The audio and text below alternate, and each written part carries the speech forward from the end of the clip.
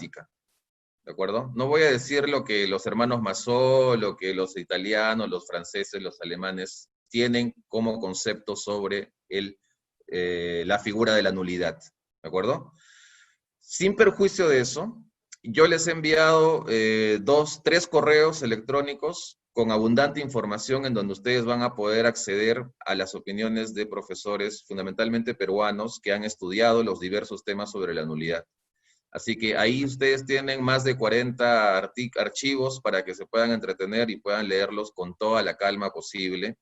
Y siempre yo estoy atento a las preguntas que ustedes me vayan a hacer de aquí en adelante, porque de aquí en adelante, con quienes no nos conocemos todavía, bueno, vamos a ser amigos, así que me pueden escribir a las redes, y les voy a dar mis datos más adelante, y yo puedo responder todas las preguntas concretas que ustedes me quieran hacer, ¿de acuerdo? Pero ese tema dogmático, por favor, no es que no lo voy a tener en cuenta, ¿de acuerdo? No es que no lo voy a tener en cuenta, lo tengo en cuenta siempre. De hecho, hay algunas cosas que voy a explicar sobre ese tema en las diapositivas de las clases que voy a dictar con ustedes. Pero lo que quiero que ustedes tengan claro es que este es un curso práctico. Entonces, mi enfoque está direccionado a cómo los jueces de nuestro país resuelven casos de nulidad.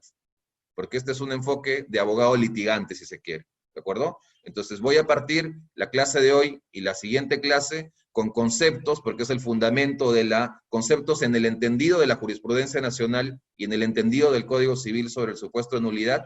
Y el día domingo voy a hablar de algunos temas procesales, ¿de acuerdo? Y además el domingo les voy a dejar su modelito de demanda, y ya les voy a ir explicando que en realidad, digamos, a veces uno quiere engañarse tratando de recolectar la mayor cantidad de modelos, cuando lo cierto es que uno tiene que entrevistarse y hablar con su cliente y que el cliente te dé sus documentos y en base a los documentos tú construyes el caso.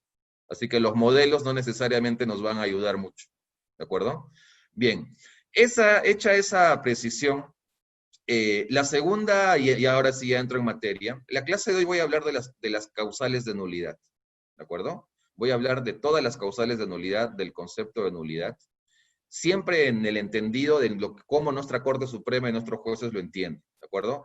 Me parece que hay algunos inscritos que son incluso jueces acá, les doy la bienvenida también al curso, está genial, porque así podemos dialogar. Yo siempre he pensado que hay una especie de divorcio entre los jueces y los profesores de derecho, cuando en realidad debemos conversar de manera mucho más seguida, ¿de acuerdo? Yo siempre he pensado eso, porque a veces uno dispara para otro lado y el otro para otro lado, y digamos, lo que no se logra es la paz social que nosotros buscamos dentro de este sistema de administración de justicia. ¿De acuerdo? Primera regla de oro en materia de nulidad. Primera regla de oro. Principio de legalidad. ¿De acuerdo? Principio de legalidad. Este es un asunto muy discutido porque, y estoy seguro que les ha pasado casos como este. Viene un cliente y te presenta su caso, y tú ves que el caso es un poco complejo, y con seguridad una de las primeras ideas que se te viene a la cabeza es nulidad. Estoy seguro que muchas veces pasa eso, ¿de acuerdo? Porque a mí también me ha pasado. Pero si en 5 segundos después de que la idea de nulidad viene a tu cabeza, si en 5 segundos posteriores no tienes la causal a la mano, ten por seguro o casi seguro que eso no es nulidad. Por una sencilla razón. Porque los supuestos y los casos de nulidad exigen causal. Necesitas una causal, y las causales son claras. Las causales están 219 en el Código Civil y además dispersas en una serie de normas de todo el Código Civil. Entonces, si no tienes causal, jamás vas a poder entrar por nulidad. ¿De acuerdo?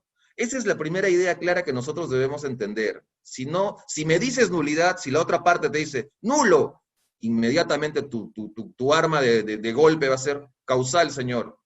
No, es que yo creo que es nulo porque, digamos, acá se ven cosas que no están bien. No, señor, dame la causal, dame la norma.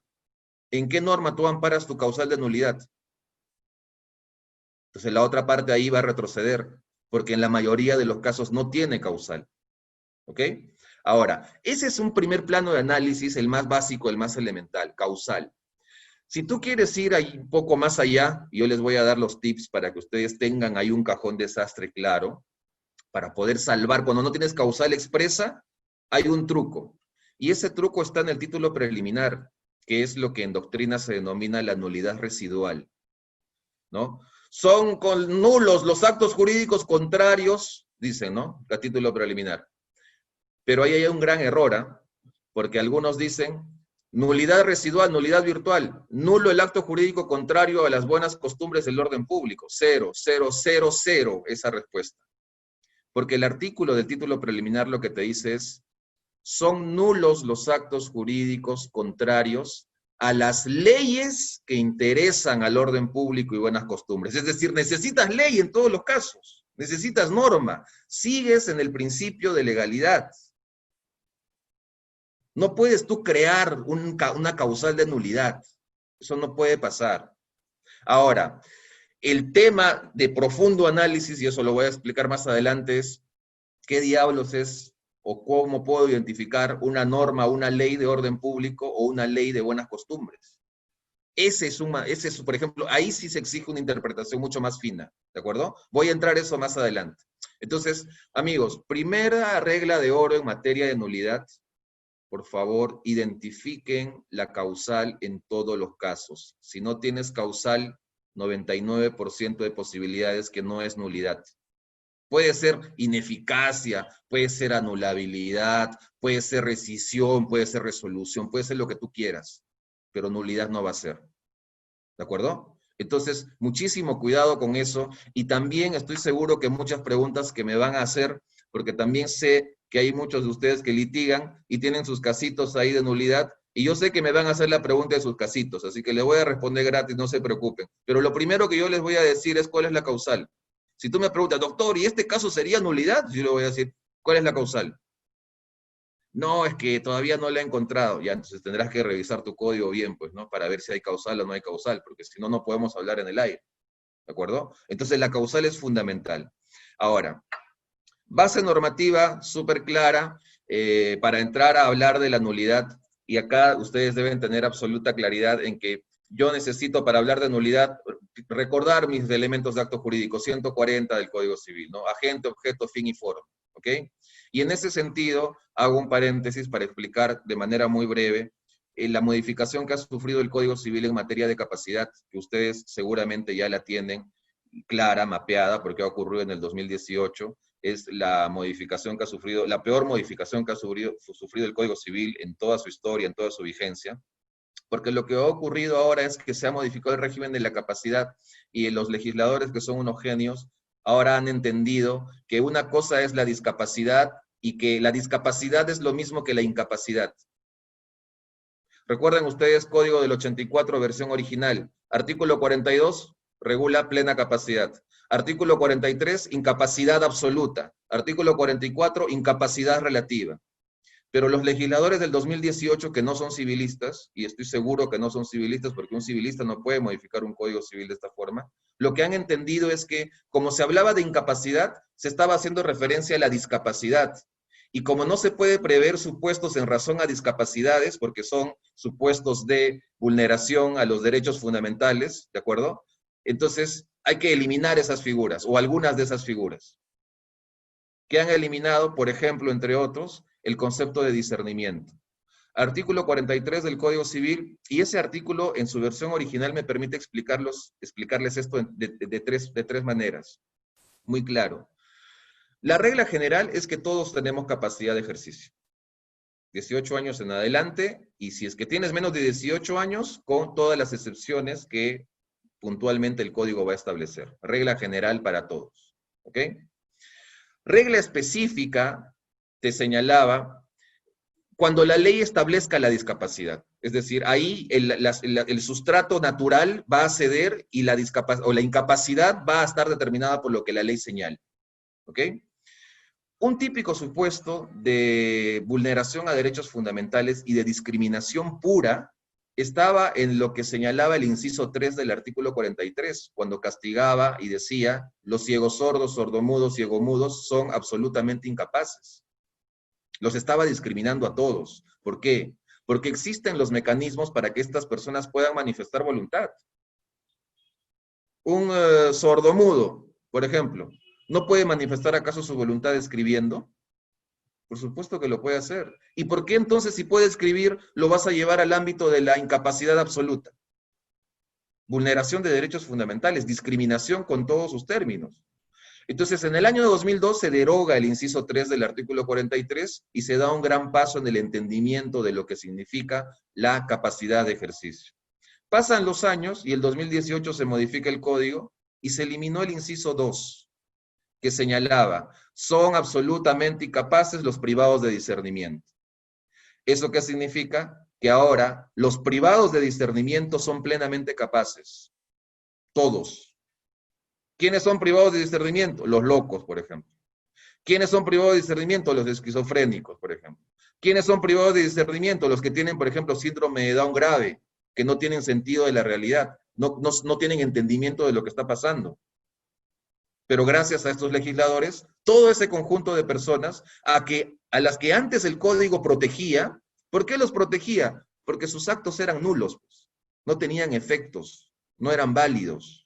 El sistema, si quieres, hay un corte paternalista, decía, yo como sistema jurídico tengo que proteger todo lo que esta persona haga, porque no tiene discernimiento. ¿Qué tal si viene un pillo, una sanguijuela y le hace firmar un contrato de mutuo? ¿Qué tal le viene a hacer firmar un contrato de algún tipo de asunción de responsabilidad? Entonces, como sistema, yo tengo que protegerlos. ¿Cómo los protejo? Pongo un candado y les digo, todos los contratos que estas personas realicen, porque no tienen discernimiento, son nulos. Perfecto. Y ese concepto de discernimiento está en varios artículos del Código Civil. Pero los legisladores del 2018 lo que hicieron es pensar que el discernimiento estaba en todos los casos relacionado a un supuesto de discapacidad. Y acá viene la precisión. Capacidad legal es un concepto jurídico, legal es una ficción que está determinado por los alcances de una ley. Discapacidad obedece a una situación médica, ya sea física o psicológica. Una persona en silla de ruedas es una persona con discapacidad.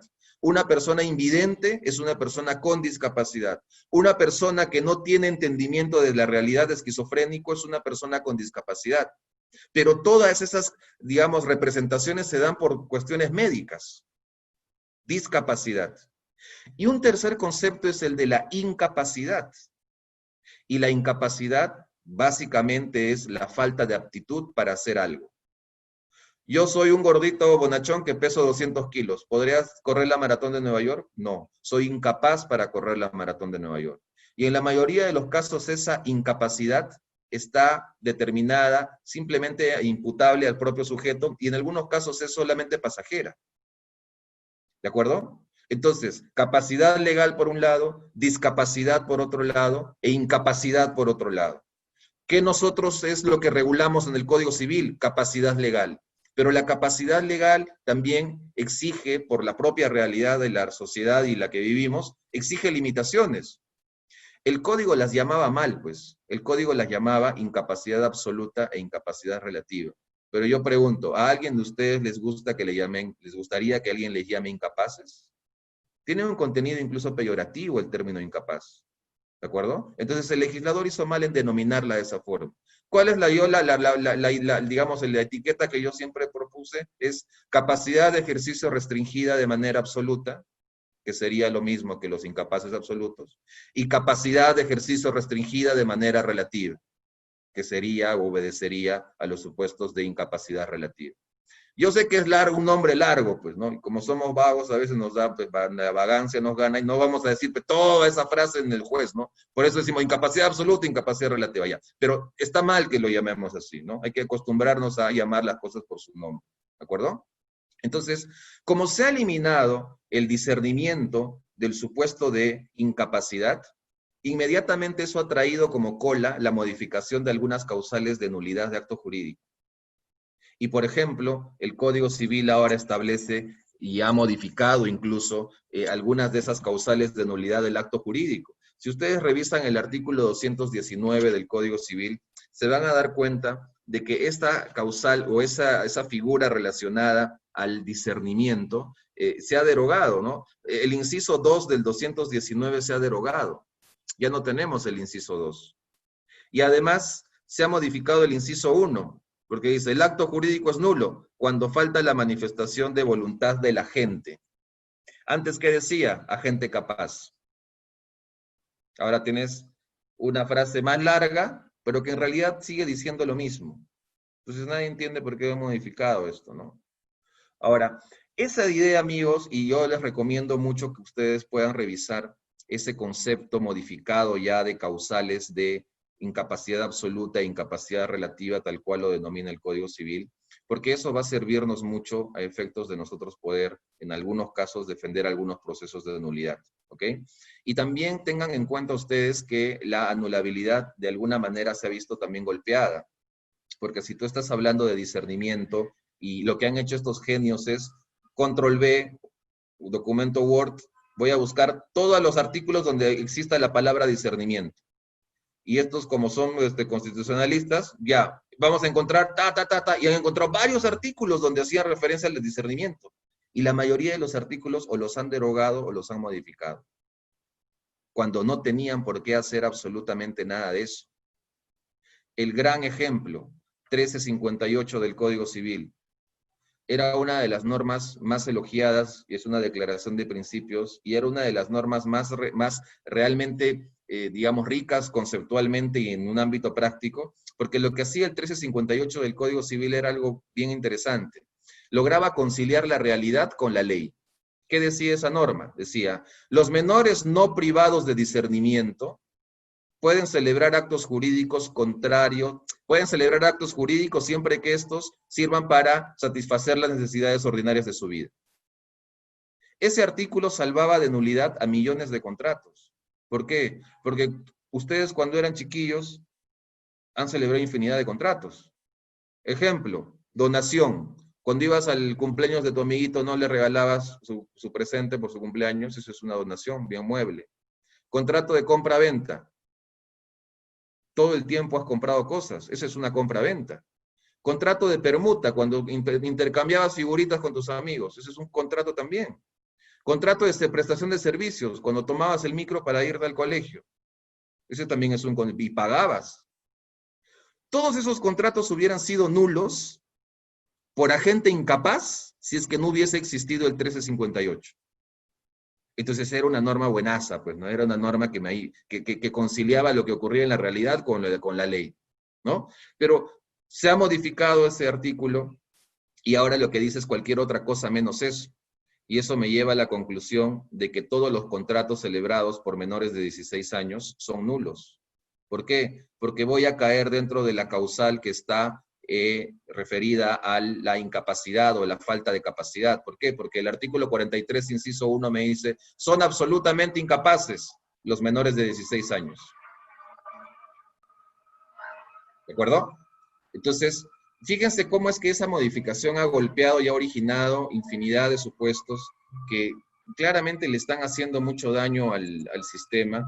Y la próxima clase yo les voy a traer un caso de replay para que ustedes se den cuenta cómo y este caso me lo pasó mi socio, que lo discutieron en un proceso penal, pero llegaron a la solución por un argumento civil. Yo se les voy a explicar la próxima clase, ¿de acuerdo? Bien, entonces, ojo por favor con ese decreto legislativo, ojo con esas modificaciones. Recuerden, ahora todas las personas, incluso aquellas que no tienen discernimiento, tienen plena capacidad y los actos jurídicos que vayan a celebrar son válidos y eficaces. Esa es la conclusión, ¿de acuerdo? Yo sé que es absurdo en muchos casos, es ilógico, pero lamentablemente eso es así, ¿ok? Ahora, otro aspecto importante a mencionar en temas de nulidades, hay que diferenciar, amigos, los supuestos de nulidad y los supuestos de inexistencia del acto, ¿de acuerdo? En acto jurídico, nosotros estamos entrando a hablar en todos los casos de nulidad a secas. En algunos otros códigos del mundo diferencian inexistencia de nulidad, pero nuestro régimen de acto jurídico los trata por igual, ¿ok? Los trata por igual. Y los vas a tratar por igual por algo muy sencillo, porque el 219 te dice, el acto jurídico es nulo cuando falta manifestación de voluntad de la gente. Es decir, cuando no hay manifestación de voluntad de la gente, yo estoy ante un acto inexistente. No hay acto, porque no hay manifestación de voluntad. Pero para el Código Civil, en acto jurídico, no se diferencia la figura de la inexistencia, sino que agarra todo y lo mete a un supuesto de nulidad.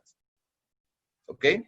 He traído, y en las diapositivas que ya les he enviado, ustedes van a ver también, algunos casos en donde la Corte Suprema y algunas cortes superiores entienden que son cosas distintas, pero normativamente y dentro de la teoría del acto jurídico, esto es lo mismo. Ahora, deben diferenciar también, y esto yo lo he discutido varias veces con profesores, que existe el artículo 1359 del Código Civil, que ya es contratos, y ahí suelto la primera o una de las diferencias entre acto jurídico y contrato, ¿no? El acto jurídico es el género y el contrato es una especie de ese género, ¿de acuerdo? ¿Eso qué significa? Que la mayoría de estipulaciones de acto jurídico van a entrar a contratos.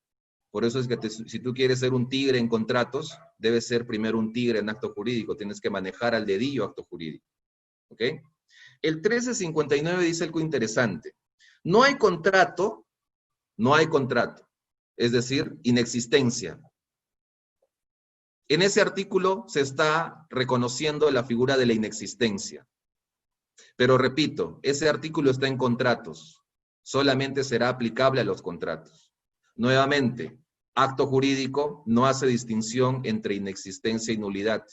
Trata a todos los supuestos como casos de nulidad. ¿Ok?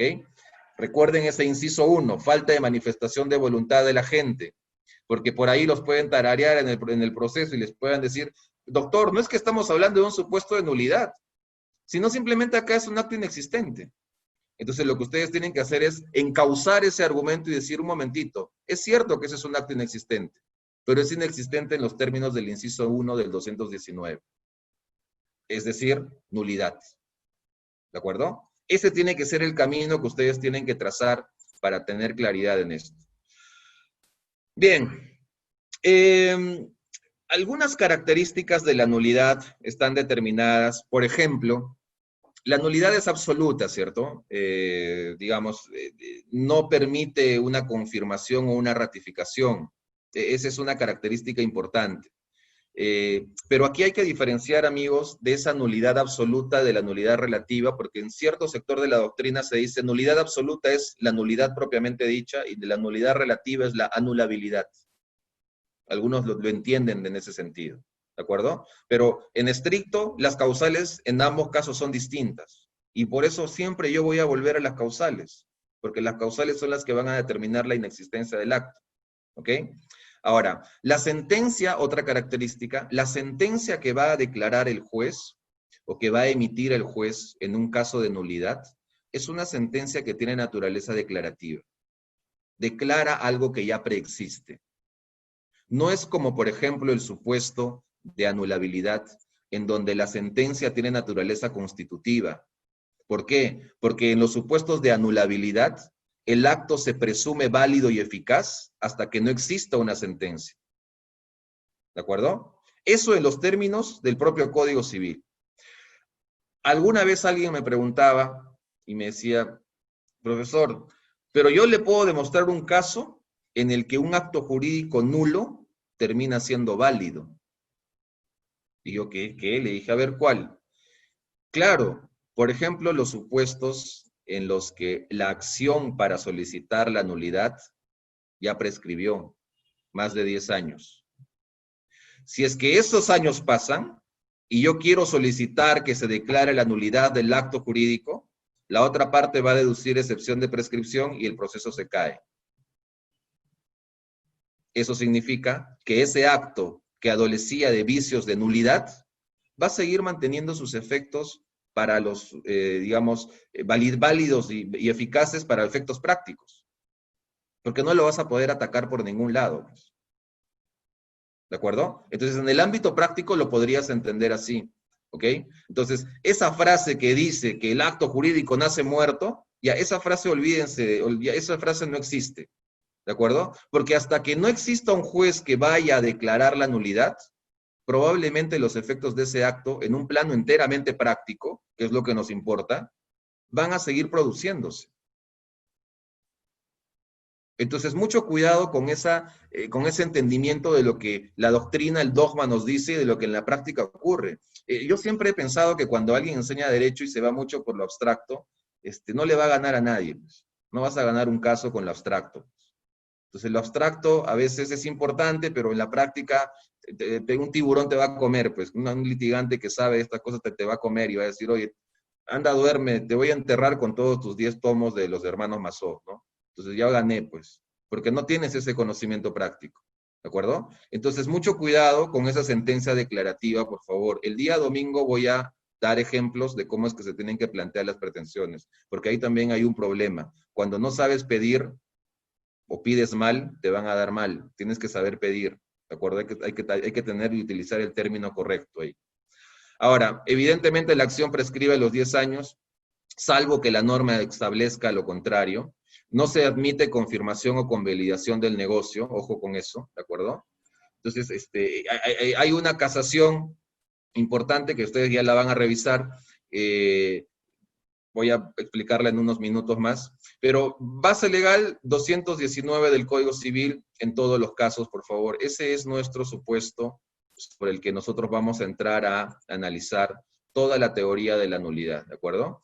En esta casación que les decía es la 507-97 Lima, que dice, en la teoría de la invalidez del acto jurídico se distingue la nulidad de la anulabilidad de tal manera que es nulo el acto jurídico al que le falta un requisito esencial, sea contrario a una norma imperativa o sea ilícito, es decir, el acto nulo resulta inexistente. La declaración de nulidad surte efectos ab initio, es decir, el acto nulo resulta inexistente. Fíjense cómo esta casación confunde esos conceptos, ¿de acuerdo? Y ahí hay que tener mucho cuidado, porque por ejemplo, y les cuento un caso concreto que siempre pasa, y seguro si ustedes litigan, estoy completamente seguro que alguna vez han visto algún proceso de otorgamiento de escritura pública. Estoy seguro que lo han visto, porque eso es muy común, ¿de acuerdo? Entonces la pregunta que surge ahí es, si es que yo declaro la nulidad del contrato, el otorgamiento de la escritura pública también va a seguir, digamos, contaminado por esa nulidad. Y la respuesta es que sí, porque si desde un plano estrictamente jurídico vas a entrar a analizar y a concluir de que es un acto nulo, todo lo que salga de ese acto hasta ese plazo de 10 años también va a estar afectado por la nulidad. ¿De acuerdo?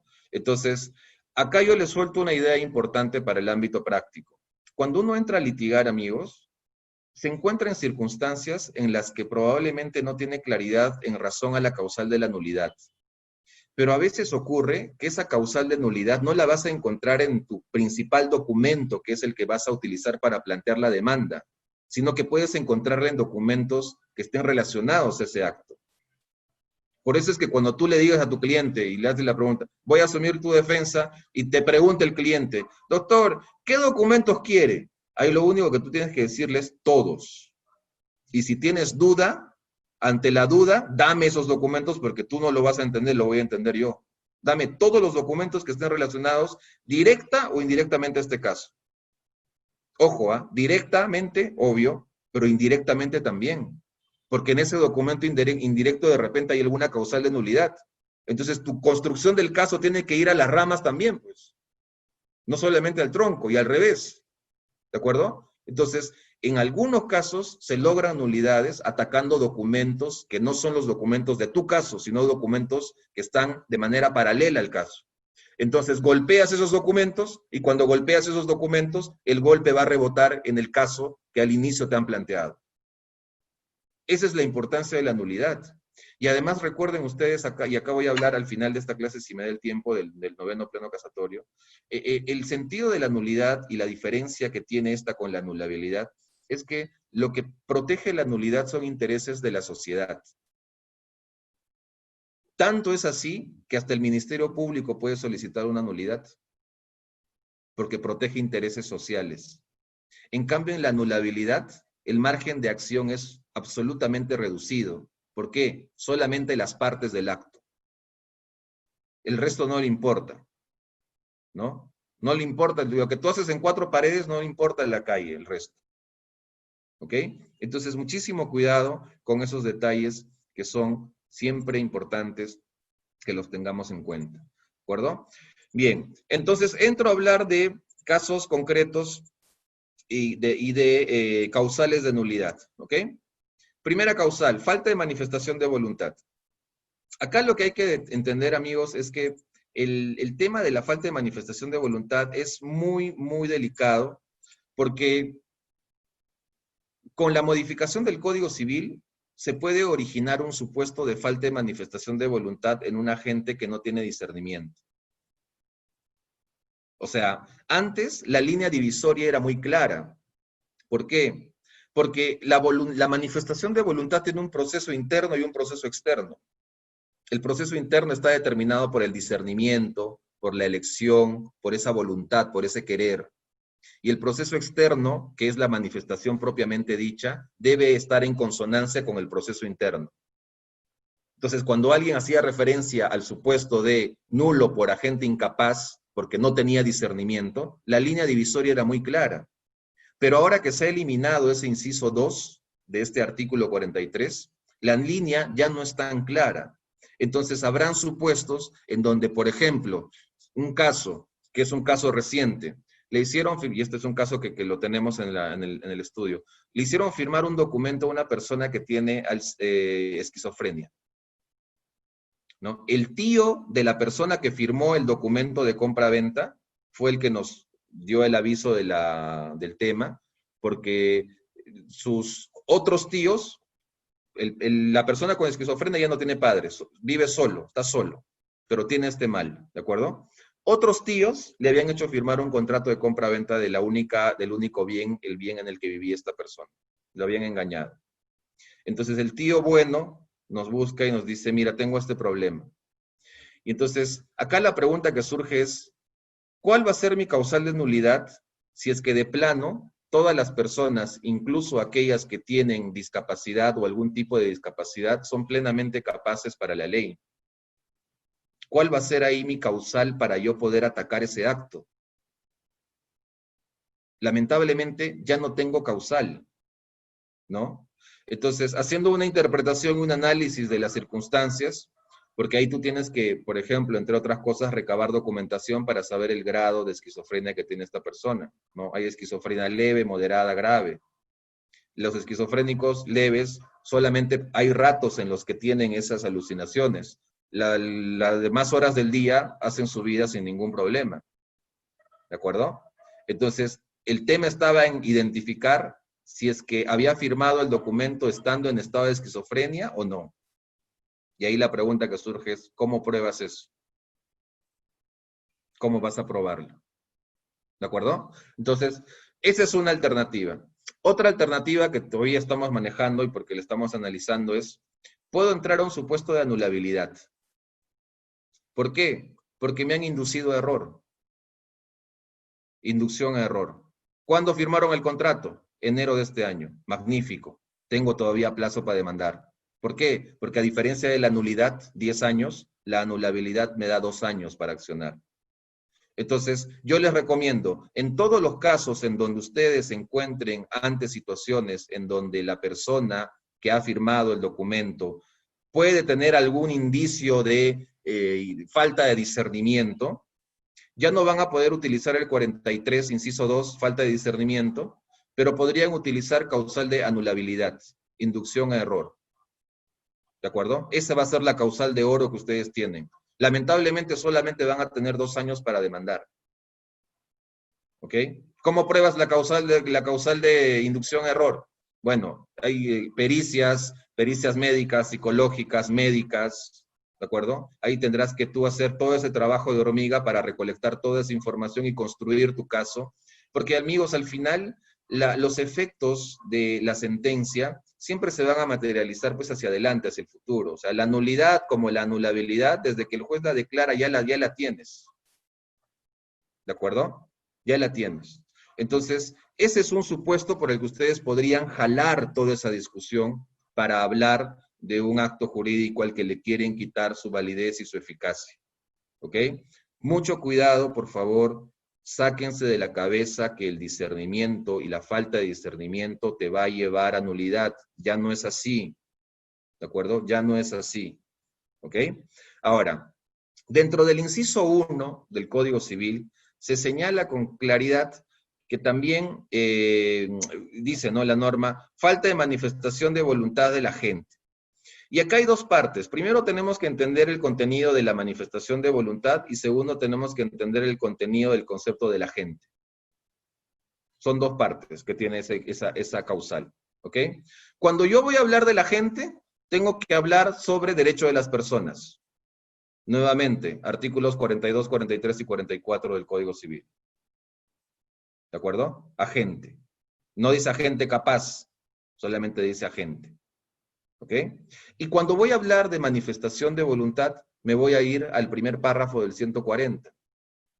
¿Qué debo entender por manifestación de voluntad? Y además, debo ir al 141, que me va a dar la clasificación de manifestación de voluntad expresa o tácita. ¿Ok? Muchos casos, ojo, muchos casos, por ejemplo, algo muy común. Doctor, le he prestado plata, pero no me paga. El contrato, no he firmado nada. Ya. Si no has firmado nada, ahí tienes un gran problema de prueba. Prueba directa, porque no hay documento. Pero el caso todavía se puede luchar, porque puede caber la prueba indirecta, los indicios. Por ejemplo, ¿qué? Por ejemplo, el voucher de la transferencia. Por ejemplo, ¿qué? Por ejemplo, los mensajes de WhatsApp, que incluso podrías llevarlo a un supuesto de representación de un contrato con todos sus términos. ¿Por qué? Porque es el acuerdo de voluntades destinado a crear, regular, modificar, extinguir relaciones jurídicas con contenido patrimonial. De la lectura del WhatsApp se puede ver la existencia de un contrato. ¿Hay oferta? Sí. ¿Hay aceptación? Sí. Contrato de mutuo dinerario. Elementos esenciales. Precio o monto que se está prestando. Y plazo. Incluso si no hay plazo, puede haber un contrato de mutuo dinerario. Entonces, esa manifestación de voluntad, que nosotros siempre la hemos entendido en los términos de que debe ser expresa, recuerden siempre que en muchos casos se pueden ganar casos construyendo esa manifestación de voluntad tácita. Si hay manifestación de voluntad tácita, no hay nulidad. ¿Eh? Ojo con eso. Mucho ojo con eso. Porque algunos dicen en proceso, no se puede apreciar de manera indubitable la manifestación de voluntad expresa. Pero la propia definición del Código Civil dice manifestación de voluntad tácita, actitudes, actividades del sujeto que demuestren esa manifestación de voluntad. Por eso es que en cada caso concreto tú vas a tener que construirlo. No es tan expreso como la propia palabra expresada, que dice, sí, acepto, ¿de acuerdo? Lo tácito siempre está sujeto a la construcción y la producción de medios probatorios que uno pueda construir, juntar para presentarlos al proceso. ¿Ok? Entonces, ese inciso 1 simplemente me lleva a decir que ni uno ni lo otro debe estar presente. Falta de manifestación de voluntad. Es decir, no debe haber absolutamente nada. Si hay algo, puede ser tácita. Y si es manifestación de voluntad tácita, no hay causal de nulidad. Así que ya no tenemos nada ahí. ¿De acuerdo? Es una cuestión material, sujeta a prueba, en todos los casos. Si no tienes prueba, no vas a ganar nada de eso. Así de simple, no hay nada que hacer ahí. Nada que hacer ahí. ¿De acuerdo? Ahora, en relación a esta falta de manifestación de voluntad, sí debo señalar, amigos, que se ha creado toda una corriente de problemas en razón al octavo pleno casatorio. Recuerden ustedes el contenido del octavo pleno casatorio, que dice: disposición de sociedad de uno solo de los cónyuges, disposiciones de bienes de la sociedad de gananciales por uno solo de los cónyuges. Eso es lo que se ha señalado como punto de discusión en el octavo pleno casatorio. Entonces, lo que ha ocurrido es que la Corte Suprema ha resuelto esto. ¿Cuál es el caso? El caso es muy típico, ¿no? Dos esposos, pero la casa está inscrita a nombre del esposo, porque antes era así, el patriarcado, ¿verdad? Seguramente por acá hay algunas feministas. Espero que no me maltraten por lo que voy a decir, pero solamente es un ejemplo, ¿de acuerdo? Entonces, antes, ¿qué pasaba? Que todos los bienes estaban siempre a nombre del esposo, pues, del marido. Porque la mujer tenía pues un lugar secundario de ama de casa, etcétera, ¿no? Entonces, como todo estaba inscrito a nombre del esposo, el esposo podía disponer como le daba la gana de los bienes. Pero esos bienes eran de la sociedad de gananciales. Y recuerden ustedes, amigos, que cuando uno se casa bajo el régimen de sociedad de gananciales, todo lo que va a entrar como adquisición de bienes no le va a pertenecer en copropiedad a los cónyuges, sino que la titularidad de esos bienes la va a tener la sociedad de gananciales que se ha originado en el matrimonio. Es, si se quiere, un tercer sujeto de derecho, que es titular de todos esos bienes. 315 del Código Civil, ¿qué dice? Para disponer de esos bienes, tienen que participar ambos cónyuges. Pero el gran error de ese artículo es que no te dice cuál es la sanción si es que eso no ocurre así. Entonces, muchas veces ha ocurrido que el esposo vendía la casa porque estaba a su nombre, y luego la mujer se daba cuenta de eso, pues, y le decía, oye, ¿por qué lo has vendido? ¿No? Entonces ahí surgían problemas y se presentaban procesos judiciales. Y una de las alternativas que siempre se ha planteado, y es interesante analizar esto, sobre todo en el sur del país, porque decía, ese es un acto jurídico nulo, porque falta la manifestación de voluntad de la sociedad de gananciales. ¿Por qué? Porque la sociedad de gananciales está conformada por esposo y esposa, y son los dos los que tienen que emitir voluntad para que esa transferencia sea válida. Causal, entonces, nulo por ausencia de manifestación de voluntad. Pero lo cierto es que no es que hay una ausencia de manifestación de voluntad, porque hay voluntad. Yo sé que hay voluntad de uno de los dos, pero algo hay. Y si algo hay, como les dije hace un momento, no puedes llevarme a la causal de falta de manifestación de voluntad. La falta de manifestación de voluntad es cero. Es como cuando te declaras y la chica te dice no, ya, es no y es no. No hay otra forma de interpretar eso. En falta de manifestación de voluntad es eso. Tiene que ser cero. No tiene que haber ningún indicio, ningún siquiera un cachito de que pueda haber alguna manifestación tácita, si se quiere. Nada de eso, amigos. Nada de eso. Si te dicen no, es no. Si no hay manifestación de voluntad, tú tienes que defender esa causal en sus mismos términos. Si la otra parte te dice, oye, hay algo acá, porque uno de los dos dijo algo, entonces no hay ausencia de manifestación de voluntad. Puede haber una voluntad a medias, si se quiere, pero finalmente algo hay. Y si algo hay, tú no me puedes llevar por la causal 1. ¿De acuerdo? Entonces, muchísimo cuidado con utilizar esa causal. Si vas a invocar el inciso 1, tiene que ser en todos los casos una ausencia absoluta de manifestación de voluntad. Si la otra parte te trae algún documento en donde hay algún resquicio de que ha querido decir algo, ya no es ausencia de manifestación de voluntad. ¿De acuerdo? Tendrás que reencauzarlo por otro tipo para que puedas llegar a esa nulidad. Ahora, por ejemplo, algunos supuestos de esa ausencia de manifestación de voluntad, y un típico supuesto podría estar representado, por ejemplo, y esto ya lo llevas a supuestos de anulabilidad, no de nulidad, por eso pongo los ejemplos para que ustedes puedan diferenciarlos, es, por ejemplo, la violencia. Te secuestran y te ponen un arma en la cabeza y te dicen, firma. ¿Qué estoy firmando? Estás firmando que te estás casando conmigo. Ya. Entonces, hay una violencia ahí que se está ejerciendo respecto del sujeto. Firma. ¿Qué estoy firmando? Transferencia de tu casa. ¿De acuerdo? Entonces, existe violencia. Pero en esos casos no estamos hablando de una ausencia de manifestación de voluntad, porque hay manifestación de voluntad. Lo que tendrás ahí que reencauzar es decir, oye, esto no es un acto nulo, es un acto anulable. Y me lo tendrás que llevar por esas causales de vicios de la voluntad, en este caso, violencia. ¿De acuerdo? Lo mismo va a ocurrir con el error. El error en todas sus manifestaciones sigue siendo vicio de la voluntad que me va a llevar al ámbito de la anulabilidad, no de la nulidad.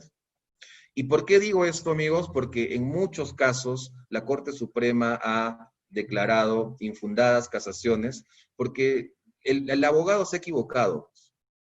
Se ha equivocado al plantear la causal. Y en vez de plantear anulabilidad, planteó nulidad. Equivocándose en estas figuras, invocando violencia, invocando error, invocando dolo. Pero todas esas causales las llevas por la anulabilidad. Pero ¿qué pasaba en la mayoría de estos casos? Que el plazo se te había ido, pues. Y como el plazo de 2 años ya se te fue, ya no puedes plantear anulabilidad. Entonces trataste de jalar la cuerda para llevarla a un supuesto de nulidad, agarrándote de la falta de manifestación de voluntad, porque tienes 10 años ahí. Ahora, sí, yo no voy a dejar de reconocer que en algunos casos han tenido suerte y les han dado fundadas las sentencias. Cuando en estricto derecho no era ausencia de manifestación de voluntad, sino era un vicio de la voluntad, que se encausa por el proceso de anulabilidad. ¿De acuerdo? Entonces, ahí el asunto, digamos, no debe ser objeto de mucho análisis, porque la verdad es que el escenario es bastante claro. Ahora, segunda causal, objeto física o jurídicamente imposible, ¿de acuerdo? La exigencia de posibilidad física o jurídica para la validez de un acto implica que el bien esté dentro del comercio de los hombres. Acá hay que diferenciar, amigos, que una cosa es que el objeto sea físicamente posible y otra que sea jurídicamente posible. Empiezo por lo segundo. Lo jurídicamente posible o imposible es aquello que está prohibido por ley. Así de simple. ¿De acuerdo? Físicamente puede ser posible. Por ejemplo, vender un pulmón. Puedo venderlo. Físicamente me pueden hacer una intervención quirúrgica y me pueden quitar un pulmón y yo puedo seguir viviendo y la otra persona puede seguir viviendo. O uno de los riñones. Físicamente eso es posible. Pero la Ley General de Salud prohíbe el comercio de los órganos de la persona humana. Entonces ahí estaré frente a un acto jurídico que es, o cuyo objeto es jurídicamente imposible. ¿De acuerdo?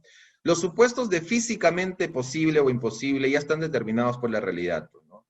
Y hay, incluso hay un artículo interesante de un profesor francés que se vale de las leyes de la física para poder determinar la posibilidad física, con redundancia, de la apropiación de bienes, ¿no? Entonces, ahí ya el caso concreto te va a determinar la posibilidad o imposibilidad del objeto del acto jurídico. Ahora, esa posibilidad jurídica, en todos los casos, está determinada la conformidad del negocio que uno va a realizar con la ley. ¿De acuerdo? No hay más ahí. Ahora, este objeto física y jurídicamente posible es analizado en muchos casos prácticos para el siguiente caso. Regla general, derecho de contratos. Los contratos pueden recaer sobre bienes futuros y sobre bienes ajenos. ¿Por qué bienes futuros? Por ejemplo, compras tu depa en planos. Cuando tú firmas el contrato, en ese momento, tu departamento no existe. Va a existir. ¿De acuerdo? Pero es un bien futuro. Otra, quieres tener un perrito de la raza más cara del mundo y ves que alguien tiene un perrito que está preñado y le dices, ya, te quiero comprar uno de los perritos que va a dar a luz tu cachorro. Ya. Ese es un bien futuro, sigue siendo un bien futuro. ¿De acuerdo? Porque al momento de la suscripción del contrato no existe el bien objeto del mismo. ¿Ok? Ahora, bienes ajenos. Los contratos sobre bienes ajenos están permitidos siempre y cuando las partes del contrato sepan que el bien es ajeno. Por ejemplo, típico caso, ¿eh? Quiero comprar la casa de mi vecino. Está en venta y la quiero comprar. ¿De acuerdo? Pero como siempre nos hemos llevado mal, mi vecino no me va a vender nunca mi casa. Este mismo supuesto pónganlo ustedes en aspectos de índole comercial. Por ejemplo, en la misma cuadra hay dos farmacias. Una farmacia quiere mudarse y tú quieres comprar el predio. Esa farmacia probablemente no te lo va a vender nunca, porque significa que te estaría dando una posibilidad de que tú crezcas. Y en materia de comercio no quiere la competencia que tú crezcas, no, ella quiere crecer. Entonces, por distintas razones puede existir que no te quieran vender un bien. Entonces lo que tú vas a hacer es, vas a llamarme y me vas a decir, vamos a celebrar un contrato de compra-venta de bien ajeno. Y yo te digo, ya, bacán. ¿Cuál es el bien ajeno? Me dice, la casa de mi vecino. ¿Eso qué significa? Que yo voy a comprar la casa del vecino y luego en vía de ejecución del primer contrato que he firmado contigo, te voy a transferir su propiedad. ¿De acuerdo? Cuando yo he firmado el primer contrato, que es el contrato de compra-venta de bien ajeno, a la firma de ese contrato, el bien no era mío, el bien era de un tercero, pero ambos sabíamos que el bien era de un tercero. Sabiendo eso, hemos suscrito ese contrato. Esa es la línea divisoria entre ese precepto de derecho de contratos que permite los contratos sobre bienes ajenos. ¿De acuerdo? Ahora, ¿qué pasa en la práctica? Que los problemas siempre van a superar lo que dice la norma, y cuando te estafan, cuando te venden una casa que decían que era de esa persona, yo te vendo una casa diciendo que es mía, pero no es mía, te estafaron, ¿cierto? Tienes la vía penal, perfecto, puedes accionar por ahí, pero en la vía civil también tú necesitas recuperar tu plata, pues porque ya me pagaste. Entonces, muchos abogados lo que utilizan, y la Corte Suprema también así lo ha mencionado, es, vamos a utilizar una causal de nulidad por objeto jurídicamente imposible. ¿Por qué? Porque no se puede vender lo que no es tuyo. ¿De acuerdo? Yo te he vendido algo que tú pensabas que era mío, pero que no era mío. Es decir, las atribuciones del derecho de propiedad no las tengo en el momento de la suscripción del contrato. Y como no las tengo, es imposible que yo te pueda vender algo que no tengo. Entonces la Corte Suprema ha llegado a esa conclusión y ha dicho, en los casos en donde se presenten estafas vendiéndose bienes ajenos como propios, sin comunicarle esta cuestión al comprador, la causal que se tendrá que establecer para declarar la nulidad de ese acto será la de objeto jurídicamente imposible. ¿Qué logro yo con esa causal? Declarada fundada además. Voy a lograr, como otra pretensión que tendré que plantear, voy a lograr que me devuelvan la plata que he pagado. Porque eso es en el ámbito civil lo que uno quiere, y además de los daños y perjuicios que se me hayan causado. ¿De acuerdo? Entonces, mucho ojo con esa causal, ¿eh?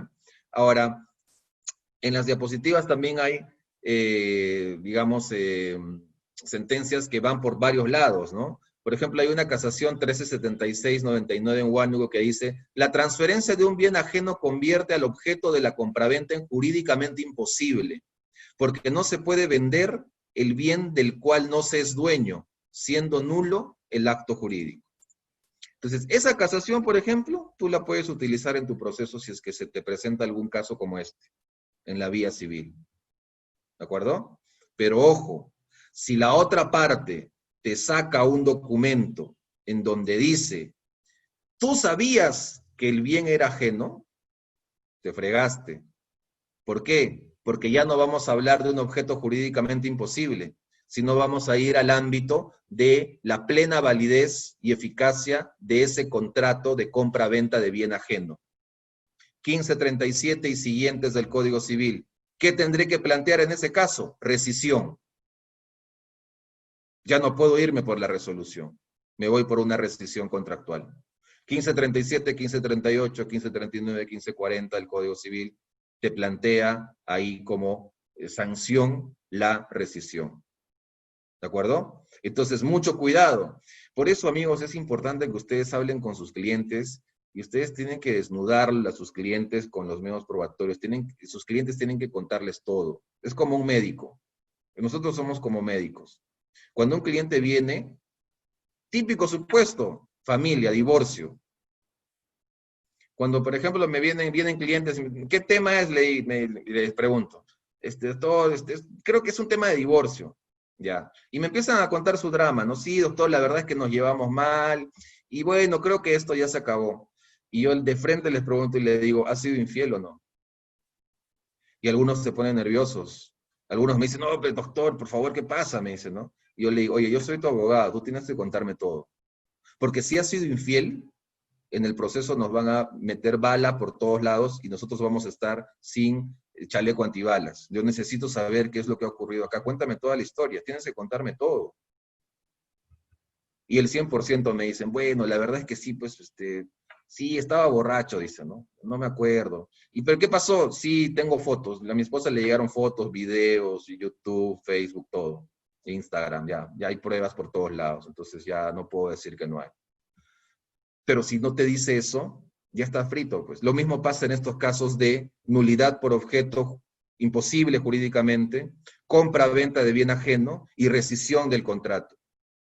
Si tu cliente no te da todos los medios de prueba, todas las comunicaciones, hay un gran riesgo de que la pretensión se caiga. ¿De acuerdo?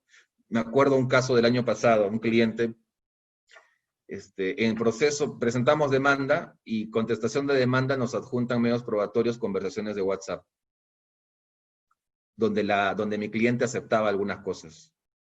Y yo le digo, oye, ¿cómo se te ocurre no haberme dicho que tenías estos chats de WhatsApp con la contraparte? Mira, nos ha llegado la contestación de la demanda. Y me dice, no sabía que los WhatsApp eran medios de prueba. Pues ya estás frito ahí, pues. Ya estás muerto ahí. ¿De acuerdo? Claro, siempre hay mecanismos en derecho, afortunadamente, para poder tachar algunos medios de prueba, pues, ¿no? Siempre se puede tachar medios de prueba. Pero eso ya será para otro curso. Pero lo que quiero decir es, amigos, deben tener ustedes la claridad de que deben indagar lo más que puedan sobre estas circunstancias, porque un solo hecho puede dar a varios escenarios jurídicos. No todos los escenarios jurídicos tienen las respuestas a nuestro favor. Por eso es que tienen que conocer bien el caso. ¿De acuerdo? Por ejemplo, otro caso de nulidad. Constituye causal de nulidad si el objeto del acto jurídico deviene en un imposible jurídico. Es nulo el anticipo de legítima realizado por los cónyuges demandados a sus hijos porque el inmueble fue vendido con anterioridad y por tanto no podían disponer de un bien de que ya no les pertenecía. Nuevamente, estamos entrando a un escenario en donde el hecho tiene que representarse en la causal, no al revés, no al revés, ¿ok? Otra causal, fin lícito o fin ilícito. La causal de nulidad por fin ilícito deberá entenderse como aquel negocio jurídico cuya causa en su aspecto subjetivo sea ilícita por contravenir normas que interesan al orden público y las buenas costumbres. Se trata de una causal de nulidad por ausencia de requisito de licitud. A ver, esta causal de fin ilícito, amigos, es una de las causales que va en la mayoría de los casos de la mano con procesos penales.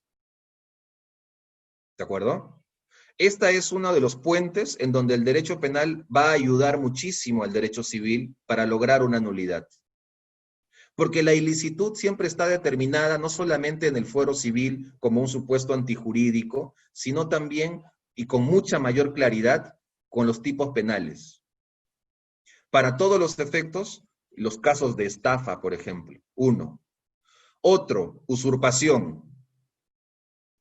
¿De acuerdo? Usurpación. Otro, falsedad genérica. Falsedad genérica fundamental. ¿Qué es la falsedad genérica? Has mentido.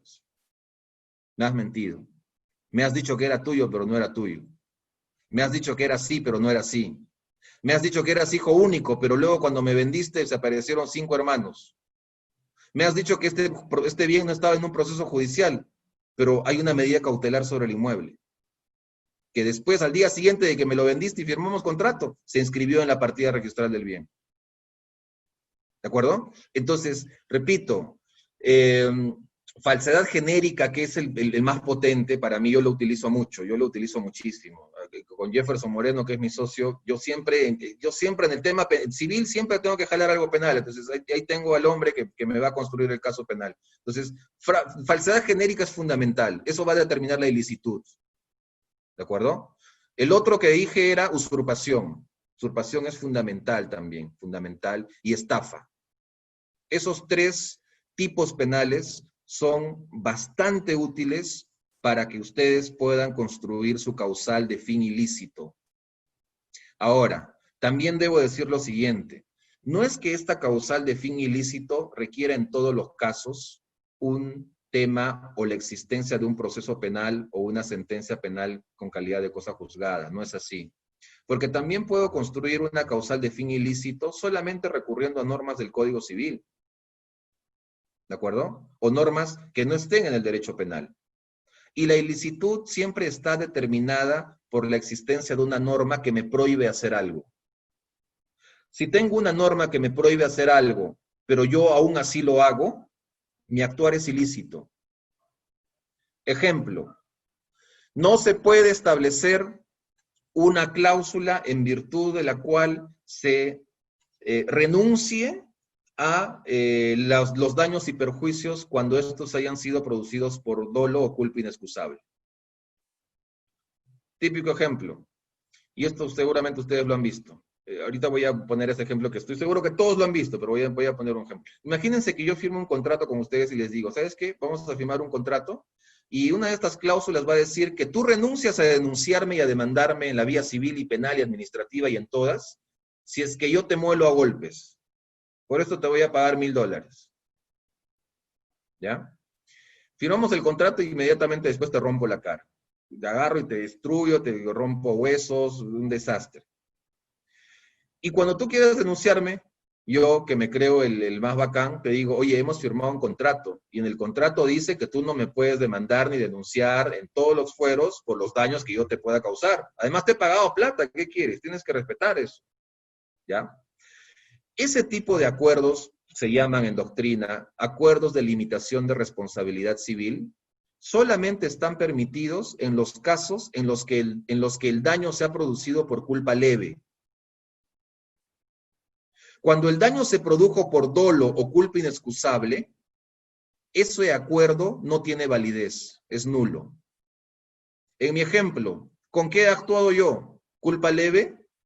Oye, no, 10 huesos rotos no es culpa leve. Ha actuado con dolo, ha actuado con voluntad. Entonces, ¿qué significa? Que ese es un acuerdo contenido en ese contrato que es nulo. Mi actuar ha sido ilícito, porque he ido en contra de una prohibición que la norma establecía en el ordenamiento jurídico. ¿De acuerdo? Entonces, nuevamente, fuera del ámbito penal, si tú quieres encauzar tu causal de nulidad por fin ilícito y no tienes estos documentos penales, lo que tienes que hacer es encontrar la norma que te prohíba hacer algo. Y aún prohibiéndotelo, tú has actuado yendo en contra de esa norma. Tu actuar es ilícito. Tu actuar no es conforme a ley. ¿De acuerdo? Esa va a ser, digamos, ese va a ser un caso claro de cómo ustedes pueden utilizar este tipo de causales. A ver, acá hay algunas casaciones interesantes, ¿no? Habrá fin ilícito cuando, respetándose aparentemente la forma del acto jurídico, se evidencia la intención de conseguir un efecto prohibido por la ley, que es lo que acabo de mencionar. En el presente caso, no puede haber pronunciamiento sobre el fondo del asunto para determinar la nulidad de la escritura pública, ya que el fin ilícito debe resolverse en el proceso penal instaurado y aún no sentenciado. Ahí el juez civil, por ejemplo, vota y le dice a las partes, necesito este medio de prueba para yo determinar si es que hay una ilicitud, un fin ilícito o no. Otro supuesto, el acto jurídico es nulo cuando su fin sea ilícito. Esta norma hace alusión a la finalidad del acto jurídico, la misma que exige que sea lícito, pues este no puede servir de instrumento para realizar efectos antisociales. Por ende, el legislador quiso eludir a la finalidad del acto como repercusión social y económica del negocio celebrado, ¿no? Entonces, ausencia de manifestación de voluntad, objeto físico o jurídicamente imposible, fin lícito.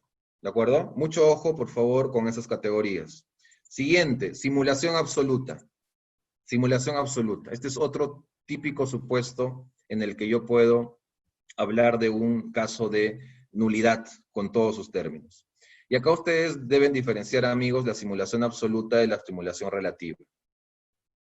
¿Ok? Simulación absoluta solamente me va a llevar a nulidad. Simulación relativa me va a llevar a otro supuesto, anulabilidad. ¿Ok?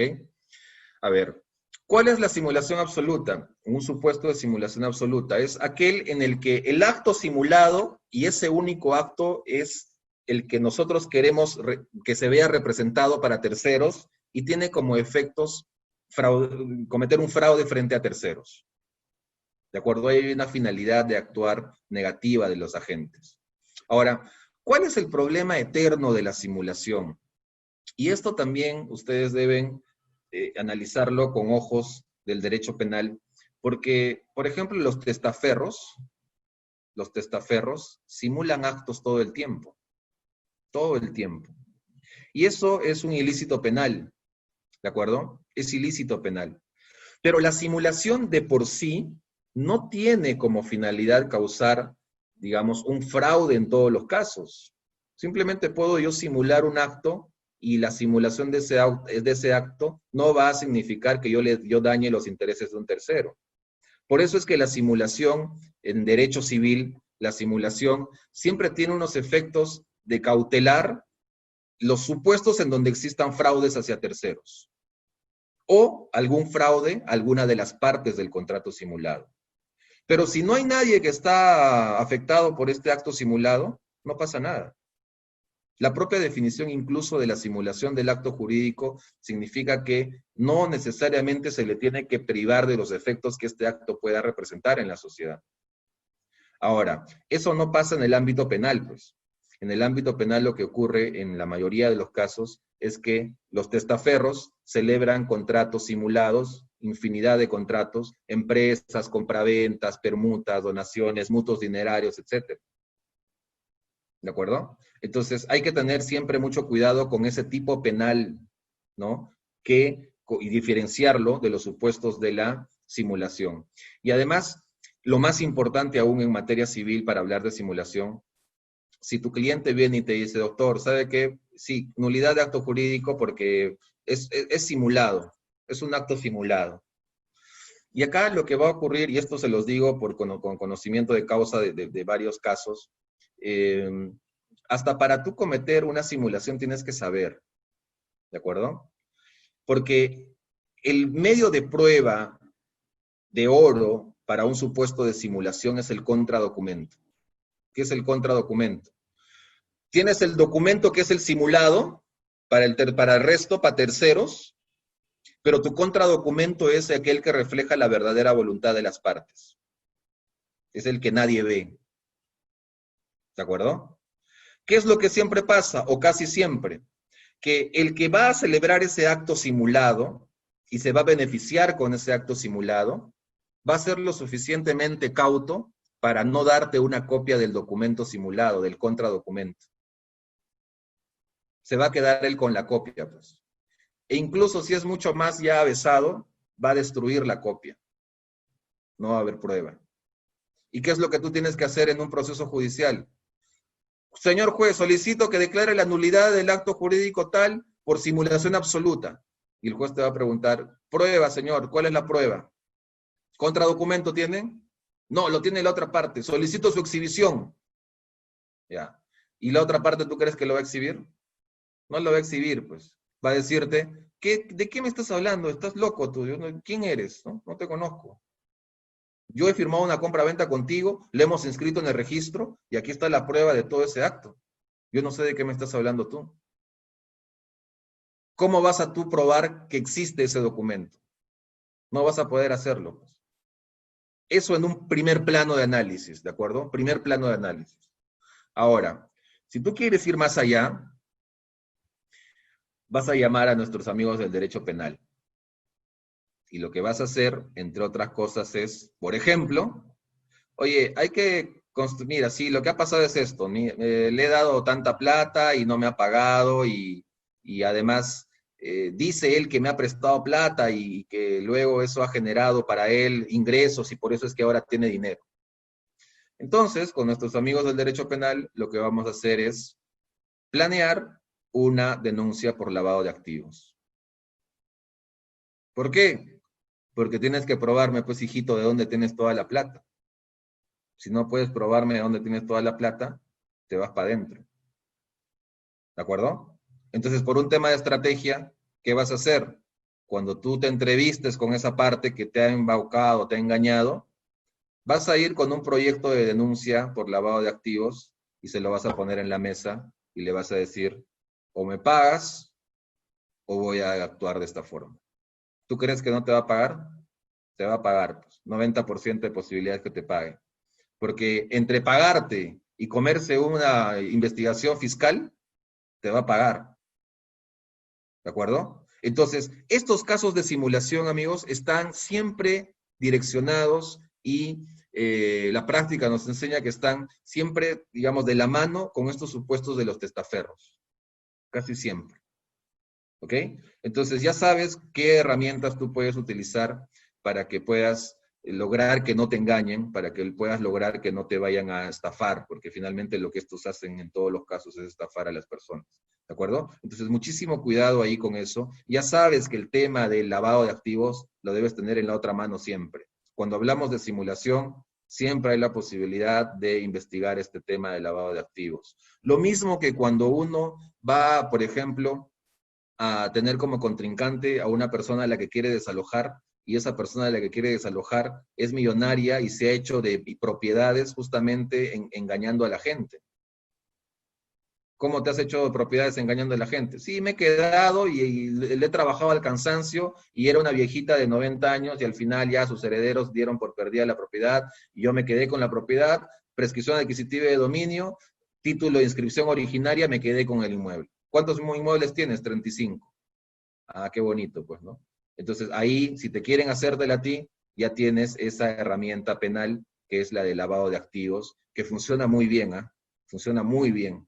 En el caso que yo les cuento, y en los otros casos, nos ha ido de maravilla, ¿de acuerdo? Nos ha ido de maravilla. Entonces hay que tener siempre también esa visión para poder plantear estos supuestos en la vía civil. La simulación consistente en la celebración aparente de un acto jurídico sin que exista voluntad para ello, ¿no? La simulación requiere de la concertación de las dos partes para celebrar un acto jurídico aparente en perjuicio de terceros. En cambio, el dolo permite la acción, etcétera, ¿de acuerdo? Entonces, siempre tiene que haber esa voluntad, ¿ok? Ahora, siguiente causal. Ausencia de la forma prescrita bajo sanción de nulidad. Acá también, amigos, hay que hacer varias precisiones porque muchas personas confunden este tema de la forma del acto jurídico. La forma del acto jurídico tiene 3 escenarios, ¿de acuerdo? Primer escenario, forma libre. Por ejemplo, compraventa. Es más, hay compraventas en las que estoy seguro que ustedes ni siquiera han hablado. Se los aseguro. ¿Cuándo? Por ejemplo, te vas al supermercado, al mercado, al market de la tienda, agarras una gaseosa, dejas los 2 soles y te vas. Nadie habló, nadie intercambió voluntades, pero las actitudes demuestran de manera indubitable, manifestación de voluntad tácita por eso, la existencia de un contrato. Agarré el bien, pagué el precio y me fui. Se acabó. ¿De acuerdo? Entonces, primer escenario de la formalidad del acto jurídico, la forma libre. Regla general. La mayoría de contratos en nuestra legislación obedecen a una forma libre. ¿De acuerdo? Segundo, forma de prueba o forma ad probationem. Aquí es donde ocurre el error. Aquí es donde ocurre el error. Muchas personas piensan que cuando la norma me exige y me recomienda celebrar el acto de una determinada forma, por ejemplo, por escrito, y si yo no lo celebro por escrito, ese es un acto nulo. ¿De acuerdo? ¿Por qué? Porque no estoy siguiendo la forma que la norma me está diciendo.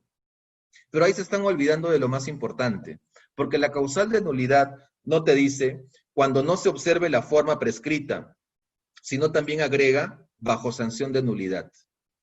Es decir, los únicos supuestos en donde tú puedes alegar ausencia de forma establecida por ley son aquellos en donde la norma exige que cumplas con esa forma y si no la cumples, el acto es nulo.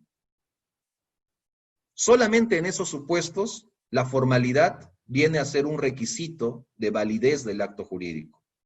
En los otros escenarios, no. Ahora, yo también entiendo que ustedes pensarán y me dicen, profesor, ¿y la forma solemne solamente está determinada por ley? ¿O las propias partes pueden determinar formas solemnes en sus contratos? La verdad, y es lo que yo creo, las propias partes pueden establecer formas solemnes. Te pongo un ejemplo que a mí me funciona muy bien cuando asesoro compraventas de inmuebles. En el contrato yo establezco una cláusula, formalidad del contrato. Las partes deberán suscribir la escritura pública que origine esta minuta bajo sanción de nulidad. ¿Eso qué significa? Que si es que no me suscribes la escritura pública es un contrato nulo, por inobservancia de la forma establecida o requerida por las partes. Bajo sanción de nulidad. Además, recuerden ustedes, hay un detalle. ¿Qué dice el Código Civil? El Código Civil dice, inciso 6, cuando no revista la forma prescrita bajo sanción de nulidad. No te dice cuando no revista la forma prescrita por la ley bajo sanción de nulidad. Simple dice forma prescrita bajo sanción de nulidad. ¿Eso qué significa? Que lo puedo poner yo una forma. No me exige el código, la ley no me exige forma solemne. ¿Lo puedo poner yo? Sí. Porque es un acuerdo de partes. ¿De acuerdo? Y ahora ustedes me dirán, ¿y por qué pone el ejemplo de la escritura pública? Pongo el ejemplo de la escritura pública por toda la infinidad de procesos judiciales sobre otorgamiento de escritura pública que existe. ¿Qué es lo que siempre pasa? bacán, ¿no? Esta es como una relación de amor, ¿no? Estás en las tratativas, ¿no? Son el enamoramiento. Todo está lindo, se lleva súper bien, y te declaras, ¿no? Y dices, ¿quieres ser mi enamorada? Y él te dice, o ella te dice, sí, quiero ser tu enamorada. Ese es el momento cumbre, ¿no? Pero a partir de ese momento en adelante pueden pasar mil cosas. Y en materia de contratos es lo mismo. El momento cumbre es la suscripción del contrato de compra-venta. Y además, en la suscripción del contrato de compra-venta, usualmente uno siempre va a dar un adelanto, pues. Siempre va a dar algo más, algo, vas a pagar algo. No es que solamente firmas y ya, sino vas a tener que dar un adelanto. ¿Qué es lo que viene después de la firma? Escritura pública. ¿Por qué? Porque para llegar al registro necesito la escritura pública, pues. Y cuando uno compra un inmueble, quiere que el inmueble esté registrado a su nombre. No por un tema de validez, sino por un tema de seguridad jurídica, de protección frente a terceros. ¿Y qué es lo que pasa ahí? Que después de que firmas tu contratito, después de que le das el adelanto, nos vemos pasado mañana en la notaría, bacán, mediodía, ahí firmamos la escritura pública. Y tú vas a la notaría después de 2 días y la otra parte no se aparece. Y nunca se va a aparecer. ¿De acuerdo? En esos casos, por ejemplo, tú podrías iniciar un proceso de otorgamiento de escritura pública que va a demorar lo que vaya a demorar. Pero otra alternativa que tienes es que si tú has incluido en tu contrato una cláusula que dice debemos firmar la escritura pública bajo sanción de nulidad, ese es un contrato nulo. ¿De acuerdo? Y las posibilidades tú de recuperar el dinero son mucho mayores en un ámbito práctico. Porque la nulidad siempre va a ser más potente. ¿Ok? Entonces, esa forma prescrita bajo sanción de nulidad es el único supuesto en el que tú puedes establecer un acto nulo. Puedes llegar a esa nulidad. Si la norma te dice, por ejemplo, tiene que ser por escrito, punto, y yo no lo celebro por escrito, sino que es verbal y nos hemos grabado, ¿es un acto nulo? No. Porque el propio nombre lo señala, pues, ¿no? Forma ad probationem, es una forma de prueba, es una forma para probar la existencia del acto. Puede probarse de esa forma, pero puede probarse de otras formas también. Y en cualquiera de esas formas, el acto sigue siendo válido. El problema va a estar cuando tú quieras probar la existencia del acto. Si es verbal, yo te digo, hemos firmado el contrato verbal, y tú me dices, no, ¿el juez a quién le va a dar la razón? Tienes que probar, pues. Aquel que alega un hecho tiene que probarlo. Principio básico del derecho procesal. 196 del Código Procesal Civil. Entonces, eso tiene que entenderse en esos términos. ¿Ok? Entonces, cierro la idea. La causal de nulidad por ausencia de observación de la forma prescrita únicamente se debe entender como causal cuando existe la sanción bajo sanción de nulidad. En otras palabras, todas las normas del ordenamiento jurídico peruano que te exijan algo y luego de esa exigencia haya coma bajo sanción de nulidad, son normas de orden público, son normas cuyo contenido se tiene que cumplir para que el acto sea válido. Si no, no es válido. Es un acto nulo. ¿De acuerdo? Entonces, mucho cuidado, muchísimo cuidado con esa causal que genera también algunas males entendidos, ¿no? Porque no tienes claro. Por ejemplo, un típico supuesto de formalidad solemne, la hipoteca. Típico supuesto. ¿De acuerdo? Otro supuesto de nulidad, cuando la ley lo declara nulo, ya vamos llegando al final. Cuando la ley lo declara nulo, acá ustedes recuerden lo que dije al inicio de la sesión. Acá ustedes deben tener la norma. En una mano lanzas la nulidad y con la otra mano tienes que mostrarme la causal en una norma. ¿De acuerdo? Si no tienes la norma, no hay nulidad. Así de simple. No hay nulidad. Vas a patalear ahí. ¿De acuerdo? Y en el Código Civil y además en otras normas existen distintos supuestos en donde uno puede encontrar esa sanción de nulidad. Responsabilidad civil, por ejemplo. Obligaciones, por ejemplo. Contrato de compra-venta, por ejemplo, hay supuestos de nulidad. Pactos de la compra-venta, que son nulos, ¿no? 1592. Ahí tienes varios escenarios en donde tú puedes encontrar este escenario de cuando la ley lo declara nulo. ¿De acuerdo? Ahora, el último, en el caso del artículo 5 del título preliminar del Código Civil, salvo que la ley establezca sanción diversa. A ver, Aquí voy a detenerme un poco, porque este es el cajón desastre de la nulidad. Amigos, este es el cajón desastre de la nulidad. Si tú no tienes causal en ningún lado, en ninguna norma, no la has encontrado, entonces lo que tú puedes hacer es construir vía interpretación un supuesto de nulidad bajo estos términos. Yo voy a utilizar la modificación que ha tenido el Código Civil para explicarles cómo se puede llegar a la conclusión de un acto jurídico nulo por esta nulidad residual, que así se llama, la del artículo 5º del título preliminar, que está originada en el inciso 8 del 219 del Código Civil. ¿De acuerdo? Pregunta. ¿Los contratos celebrados por menores de 16 años son nulos? ¿Sí o no? Yo sé que no los escucho, yo sé que no les voy a escuchar, pero por lo menos muevan la cabeza, pues digamos, sí, no, algo, los estoy viendo. ¿Son nulos o no? Ya, algunos dicen sí, otros dicen no. Fíjense, ¿eh? Hasta septiembre del 2018 teníamos el inciso de nulidad que decía, es nulo el acto jurídico cuando es celebrado por agente incapaz. ¿Recuerdan, verdad? Ya, ese inciso se ha derogado. ¿Eso qué significa? Hasta el 2018, los actos jurídicos celebrados por menores de 16 años, que son agentes incapaces, eran nulos. Pero tu causal era clara, porque estaba en el Código Civil, agente incapaz. ¿De acuerdo? Entonces, si eso es así, la respuesta que podría uno decir ahora es, oye, esos contratos celebrados por menores de 16 años ya no son nulos porque no hay causal. Porque me han derogado la causal. Entonces serían válidos. ¿De acuerdo? Podrías decirme eso. Pero yo te digo lo siguiente. Fíjate esta construcción, ¿eh? ¿Qué me exige el 140 para un acto jurídico válido? El acto jurídico válido es la manifestación de voluntad destinada a crear, regular, modificar, extinguir relaciones jurídicas, ¿verdad? Para su validez, me dice el 140, para su validez se requiere plena capacidad de ejercicio. Ya no me dice antes, como antes. Antes me decía, ¿qué me decía? Gente capaz. Ahora me dice plena capacidad de ejercicio. ¿De acuerdo? Bien. ¿Eso qué significa? Que si yo celebro un acto jurídico sin tener plena capacidad de ejercicio, ¿estoy yendo en contra de esta norma? Y la respuesta es que sí. Pero tú me vas a preguntar, ya, estoy yendo en contra de la norma, pero ¿eso qué significa? No me dice nada más.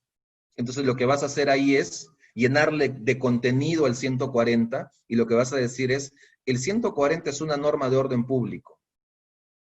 El 140 es una ley de orden público. Y el artículo 5º del título preliminar me dice, es nulo el acto jurídico contrario a las leyes que interesan al orden público.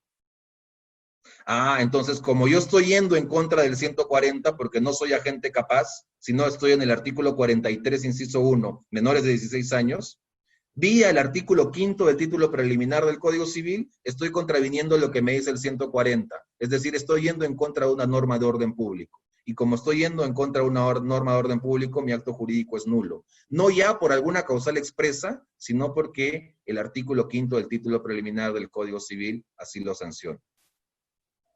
¿De acuerdo? ¿Qué quiero decir con esto? Que existen normas en el Código Civil que están redactadas de manera imperativa, como una especie de orden. ¿Ok? Entonces, si tú quieres construir una nulidad residual, puedes estar ante un escenario en el que el acto que tú quieres que sea declarado nulo vaya en contra de alguna norma que te ordena algo, una norma mandatoria. Si la norma te está ordenando algo, pero tú haces algo distinto a lo que la norma te dice, nulidad, pues, ¿no?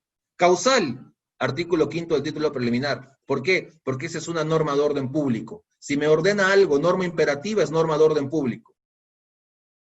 Hay un artículo que les he enviado de Juan Espinosa, que es el orden público y las buenas costumbres en el sistema peruano. Ahí, por ejemplo, se van a poder dar cuenta de que algunos dicen las normas imperativas son normas de orden público y otros que hacen una distinción entre esas normas imperativas, porque una cosa es que tengas una norma que te prohíba hacer algo, ojo, prohibitivas, y otra son las normas rígidas, que establecen requisitos para hacer algo. Por ejemplo, el 140 no es una norma prohibitiva. El 140 es una norma que establece requisitos para algo. Entonces, un sector de la doctrina, Marcial Rubio Correa, por ejemplo, dice, tanto las normas que prohíben como las normas que te exigen algo para hacerlo y que tú los cumplas, son normas de orden público.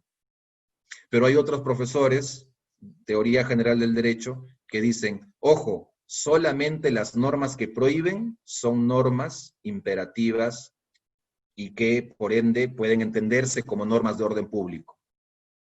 Entonces, cuando tú estés construyendo en tu caso esto, ya tienes doctrina de uno para el otro lado, para que tú puedas construir el caso.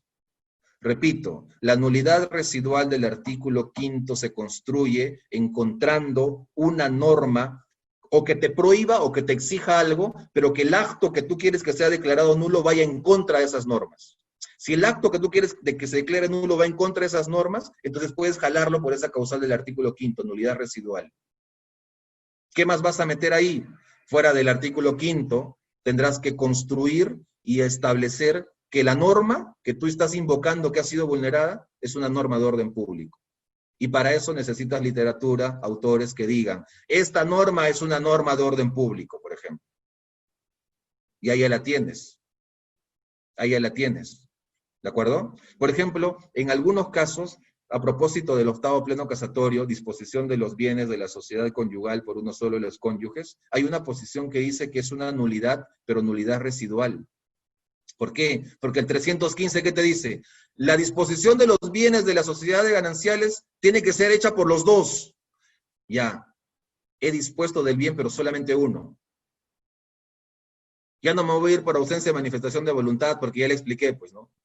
Pero puedo irme por artículo 5 del título preliminar.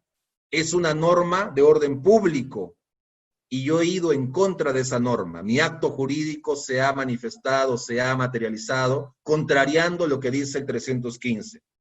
Ah, bacán. Nulidad residual, artículo 5 del título preliminar del Código Civil. Magnífico. Pero ahí necesitas, pues, construir el caso. Necesitas citar autores, necesitas jurisprudencia, necesitas construir un caso sólido. ¿De acuerdo?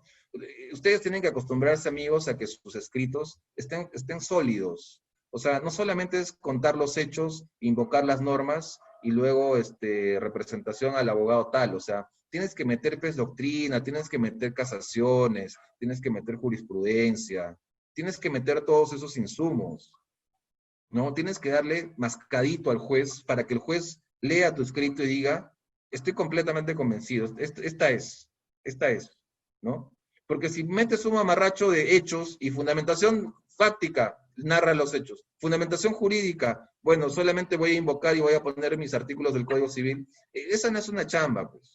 Esa no es una chamba. Tú tienes que explicar el artículo que estás invocando. Tienes que decir, la Corte Suprema se ha manifestado en la interpretación de este artículo en lo que yo estoy diciendo, en el mismo sentido. Aquí cito la casación, ¿no? O sea, esa es una chamba que ustedes tienen que hacer, ¿de acuerdo?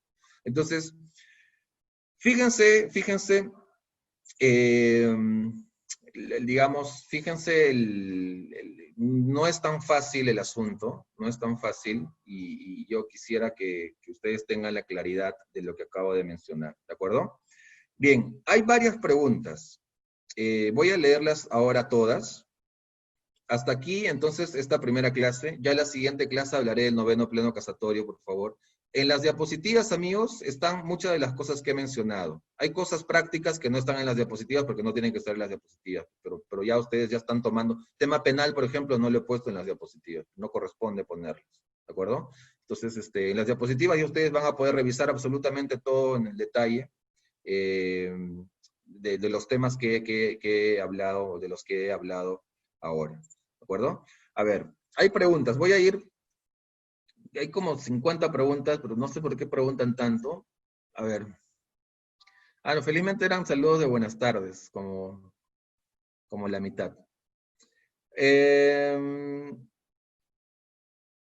A ver.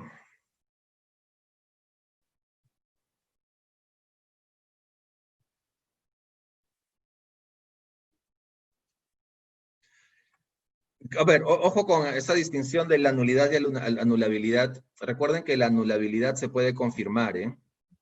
Se puede confirmar. Ahí había un comentario de Kenji que tienes razón, es así, se puede confirmar.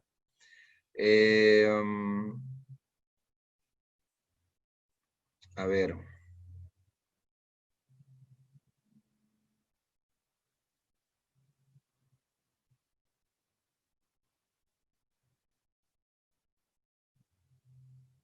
A ver, si pasó el plazo de 10 años para nulidad de acto jurídico, el acto nulo produce efectos jurídicos. Imaginemos que mi vecino vendió mi casa como si fuera de él. ¿Este contrato se puede ejecutar? En la compra-venta de bien ajeno, ¿cuántos contratos tienen que elaborarse y entre quiénes a fin de evitar incurrir en nulidad? A ver, el plazo de la prescripción ya lo tenemos claro. Vence los 10 años, se acabó el asunto, ya no hay nada más que hacer ahí, ¿verdad? Luego me dice, imaginemos que mi vecino vendió mi casa. La pregunta es, ¿vendió la casa estando tú adentro o no? ¿No? Por ahí hay unos detalles también que se tienen que considerar, ¿no? Como si fuese de él. ¿El contrato se puede ejecutar? A ver, hay que diferenciar conceptos. Una cosa es la validez del acto, otra cosa es la eficacia del acto, y otra cosa es la ejecución de las prestaciones originadas en un contrato suscrito entre dos partes. ¿De acuerdo? La ejecución de prestaciones se va a producir y van a ser exigibles siempre y cuando el acto sea válido y eficaz. Si estoy ante un contrato nulo, ese contrato no habrá originado en un plano legal prestaciones, no habrá generado obligaciones, porque es nulo. Y si no ha generado obligaciones, no hay nada que ejecutar entre las partes. ¿De acuerdo? Entonces hay que diferenciar siempre esos conceptos. En compra-venta de bien ajeno, ¿cuántos contratos? A ver, en el ejemplo que yo les puse, amigos, son 2 contratos. Ustedes van a contratar conmigo para que yo les venda la casa de mi vecino. Primer contrato. Ese primer contrato es el contrato de compra-venta de bien ajeno. ¿De acuerdo? En ese contrato, evidentemente, hay prestaciones, fundamentalmente 3. Primera, que yo voy a lograr que el tercero me venda la propiedad. Obligación de hacer, tengo que lograr eso. Segunda prestación, cuando yo tenga la titularidad del bien, se las voy a transferir a ustedes. Tercera prestación, ustedes me van a pagar un precio por eso. ¿De acuerdo? Entonces, en esa figura se celebrará el primer contrato, que es el contrato de compra-venta de bien ajeno, y también habrá otro contrato en virtud del cual yo voy a comprarle la casa al vecino. Segundo contrato de compra-venta pura y simple. ¿De acuerdo? No hay más ahí. ¿Ok? Bien. A ver, a ver. ¿La finalidad ilícita la tienen que cometer las dos partes o solo una de ellas? Bueno, solo una de ellas, basta una de ellas. O sea, digamos, no es copulativa, ¿no? Porque puede que tú estés actuando de buena fe y la otra parte está actuando con absoluta mala fe, cometiendo el ilícito. Entonces ahí también hay que abrir esa posibilidad. No se puede, a ver, José me dice, no se puede pactar honorarios por un proceso de prescripción adquisitiva de bien público, por ejemplo. A ver, prescripción adquisitiva de bien público. El objeto es jurídicamente imposible, ¿cierto? Pero lo que es nulo es esa compra-venta de ese bien de dominio público. El tema de los honorarios es otra cosa, ¿eh? Esa es otra cosa. Ahí, ¿por qué habría nulidad ahí? ¿Cuál sería la causal de nulidad?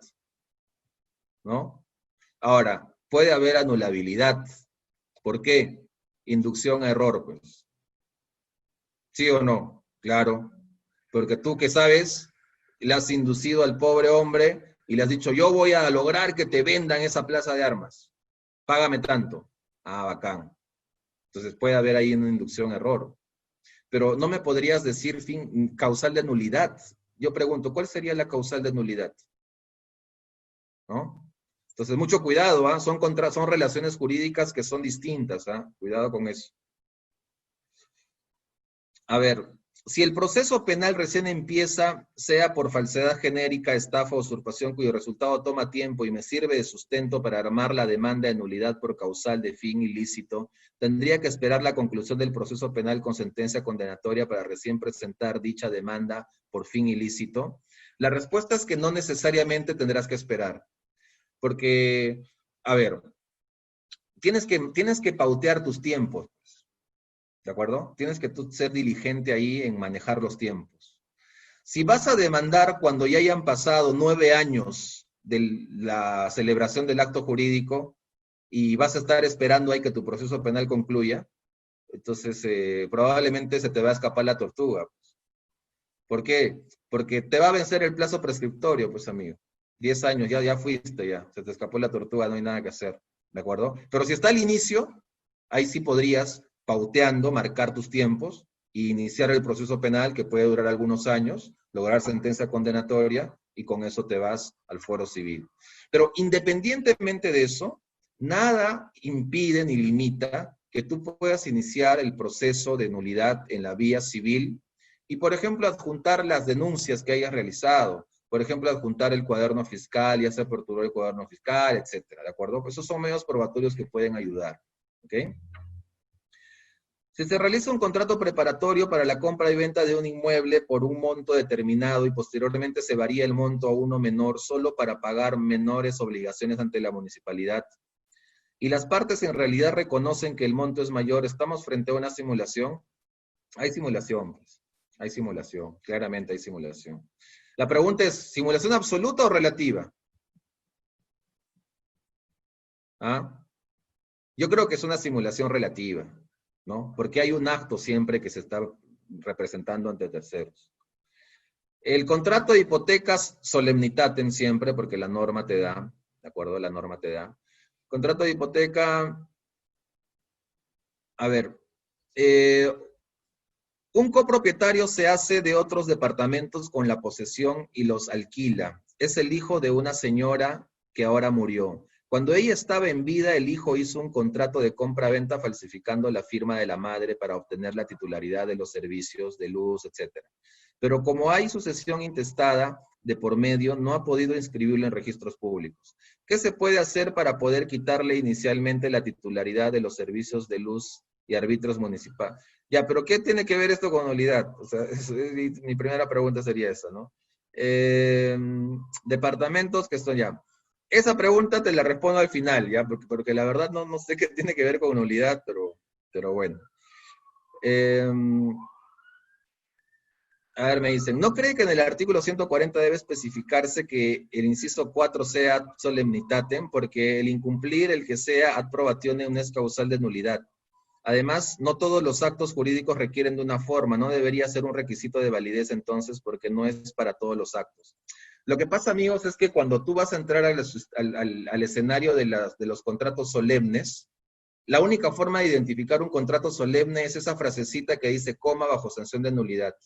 Es la única forma, ¿de acuerdo? Por eso es que ese es el único escenario en el que yo voy a permitirme entrar a una causal o discutir una causal de nulidad.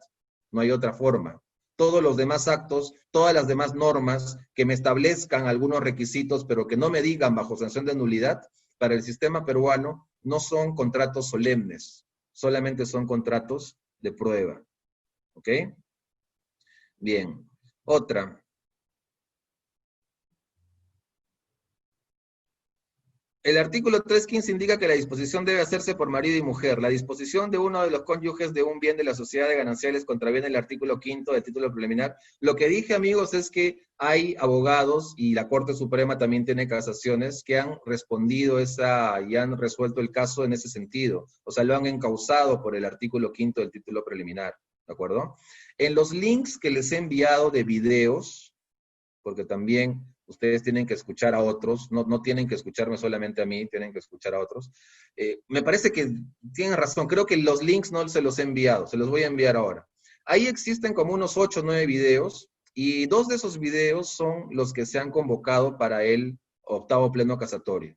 Perdón, noveno pleno casatorio, ¿de acuerdo? Entonces ahí ustedes van a poder, digamos, dar cuenta también de estas alternativas. ¿Cómo identificar a las leyes que interesan al orden público y buenas costumbres? Eso ya lo expliqué, ¿verdad? Ya les he dado las ideas. En el caso excepcional de menores emancipados, no aplica que sea nulo el acto. Hay, amigos, supuestos, ojo, supuestos del artículo 42 que hacen referencia a cuando se casa uno, etcétera, ¿de acuerdo? Ahí tendrían que revisar ese artículo. A ver. Al momento de redactar los fundamentos de hecho de la demanda de nulidad por causal de nulidad residual, se incluye la construcción de los hechos y de la norma de orden público prohibitiva o rígida, o en parte de dicha demanda debería construirse la norma de orden público. Bueno, y es un tema de estilos, digamos, la ubicación que tú vayas a tener de esas explicaciones. O sea, es un tema de estilo, ¿no? Pero siempre tienes, pues, fundamentos de hecho, fundamentos de derecho. En tus fundamentos de derecho está toda esta construcción de qué entiendes tú por orden público, qué entiendes por norma de orden público, si la norma que tú estás presentando al caso es una norma de orden público, y si es de orden público, estás solicitando la nulidad de un acto que ha ido en contra de esa norma. Entonces, tu cadena tiene que ser, pues, siempre lógica, ¿no? Tiene que tener esa coherencia.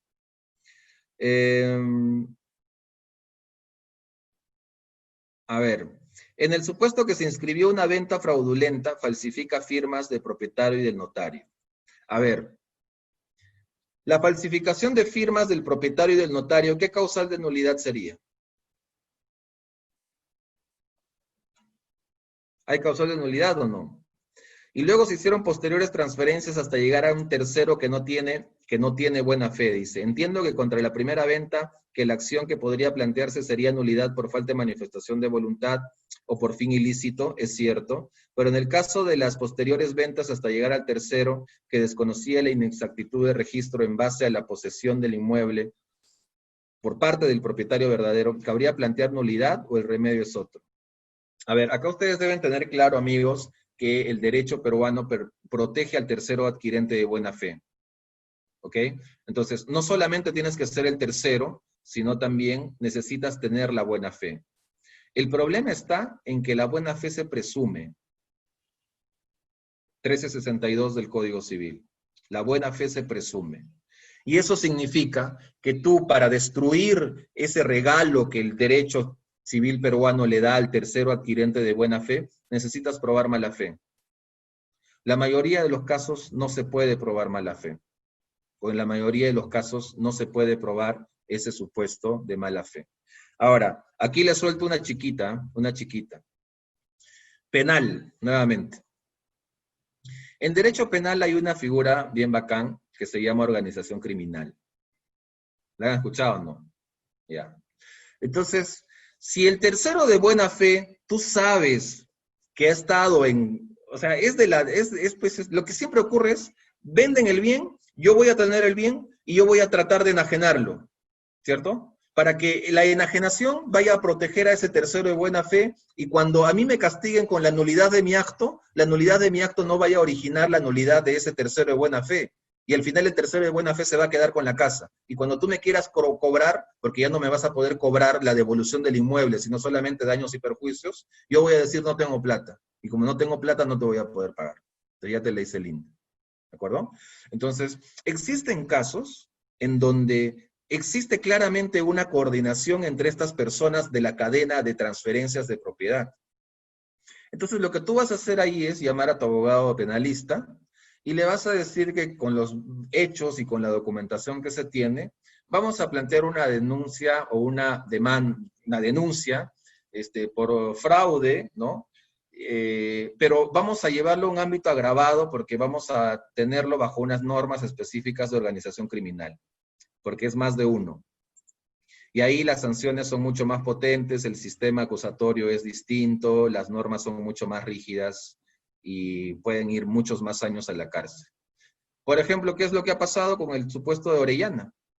La mafia Orellana está en la cárcel bajo esta figura de organización criminal.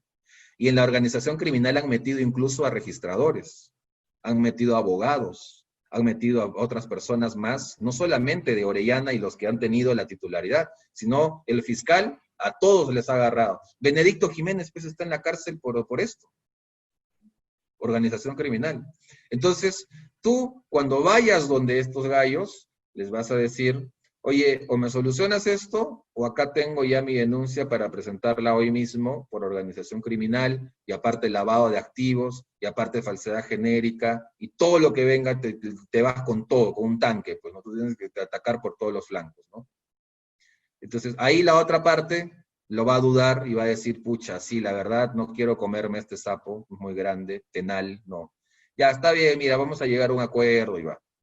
Entonces, existe esa forma que tú puedes utilizar para, digamos, doblegarlos, ¿de acuerdo? Para doblegarlos. Yo les recomiendo, amigos, que siempre traten de ver los temas civiles con ese ojo que solamente un penalista les puede dar. Es muy importante, o sea, ajustar a la otra parte por esos lados es importante. Lo mismo va a funcionar con la teoría cautelar. O sea, una demanda sin medida cautelar de lado es como una mordida sin dientes. O sea, cuando tú muerdes sin dientes, pucha, ya, o sea, ¿qué me haces cosquillitas? Pues, ¿no? Ya no pasa nada. Pues.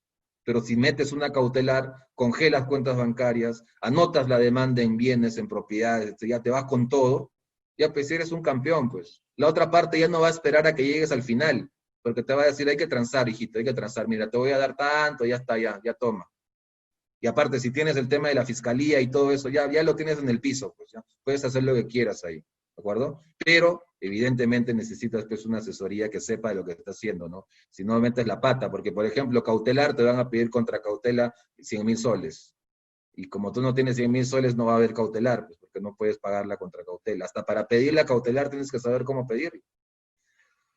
A ver, ¿qué sucede si el acto jurídico se realizó en el año 2015 antes de la modificación del Código Civil de 2018? ¿Qué sucede en el caso del discernimiento? Teoría, hay teoría general del derecho. Si el acto se ha realizado bajo el amparo de las normas que en ese momento estaban vigentes, se respeta la vigencia de esas normas en ese momento, ¿de acuerdo?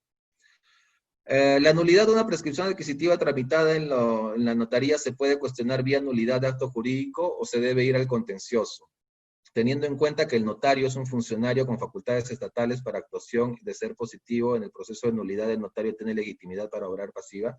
En muchos casos se demanda nulidad en el proceso civil por estas prescripciones adquisitivas notariales, ¿de acuerdo? Y evidentemente ahí el notario es demandado también, demandan al notario. Por eso es que muchos notarios no quieren meterse a este problema o estos servicios de dar prescripciones adquisitivas notariales, porque en el 99% de los casos los terminan denunciando y los terminan demandando también. No solamente en civil, en penal también los meten al asunto, bajo esta figura justamente de organización criminal. ¿De acuerdo? Entonces hay que tener mucho cuidado con eso. La nulidad de una... No, bueno, esto ya lo leí.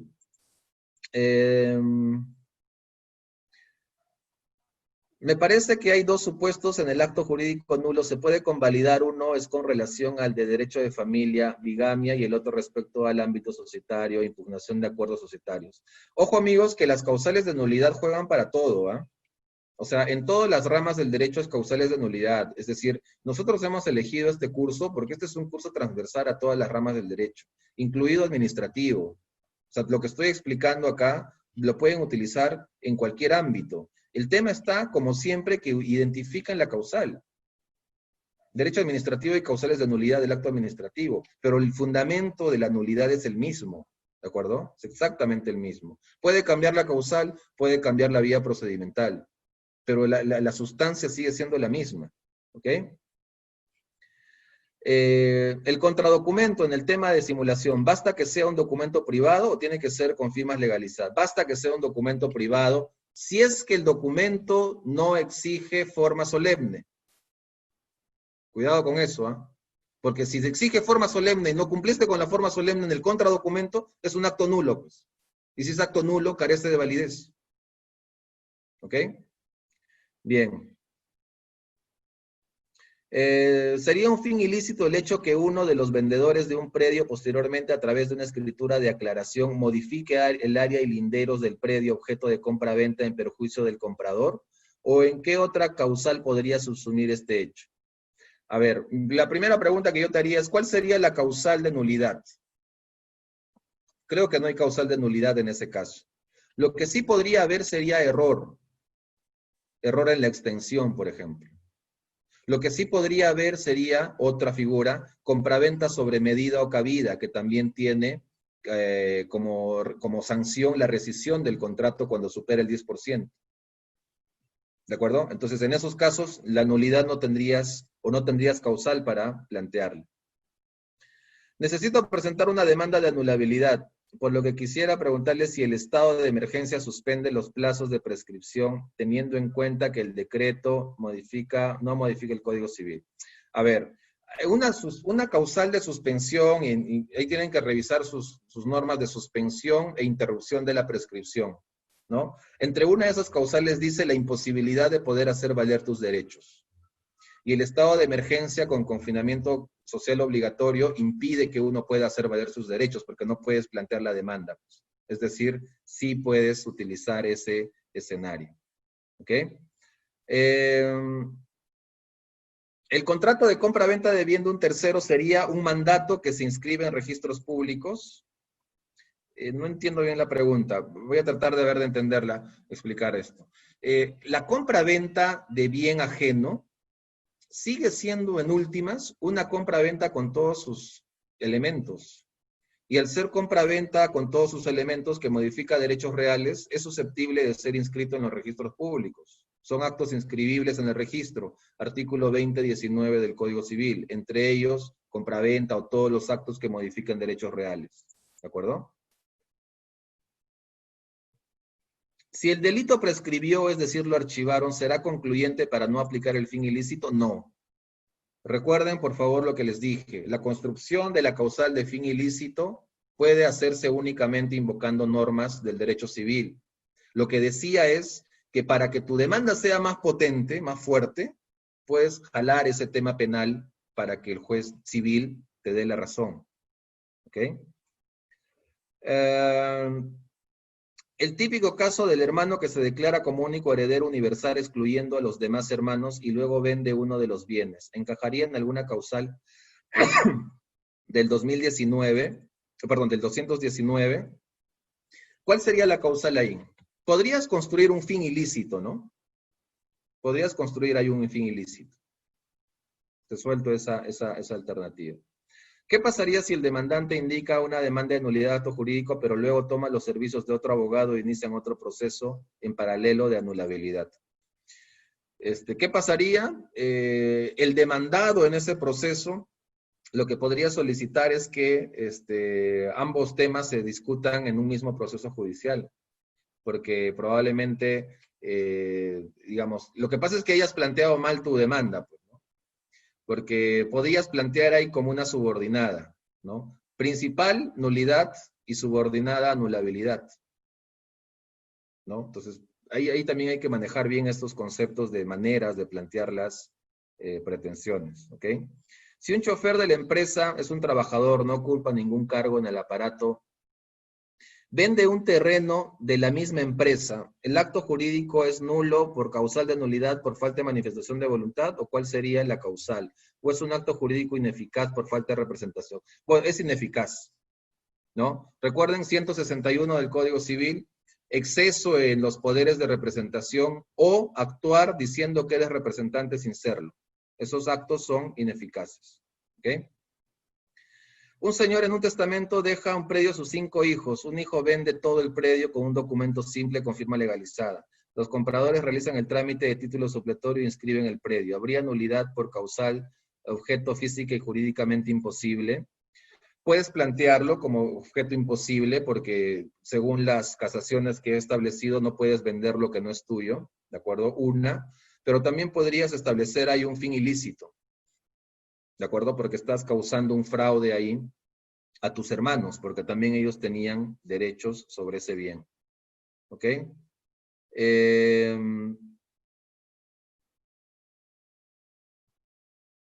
¿Cuáles son las diferencias entre causales de nulidad de acto jurídico y causales de nulidad del asiento registral?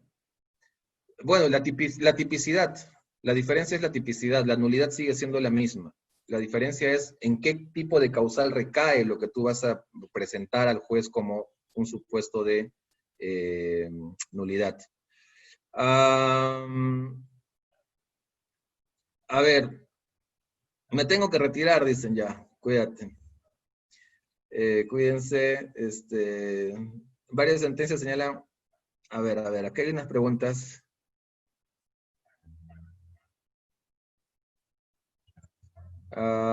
Si una persona demanda el cumplimiento del pago de una suma de dinero en base a un contrato nulo y ha excedido el plazo de 10 años para pedir la prescripción extintiva, ¿el juez cómo debe fallar o sentenciar?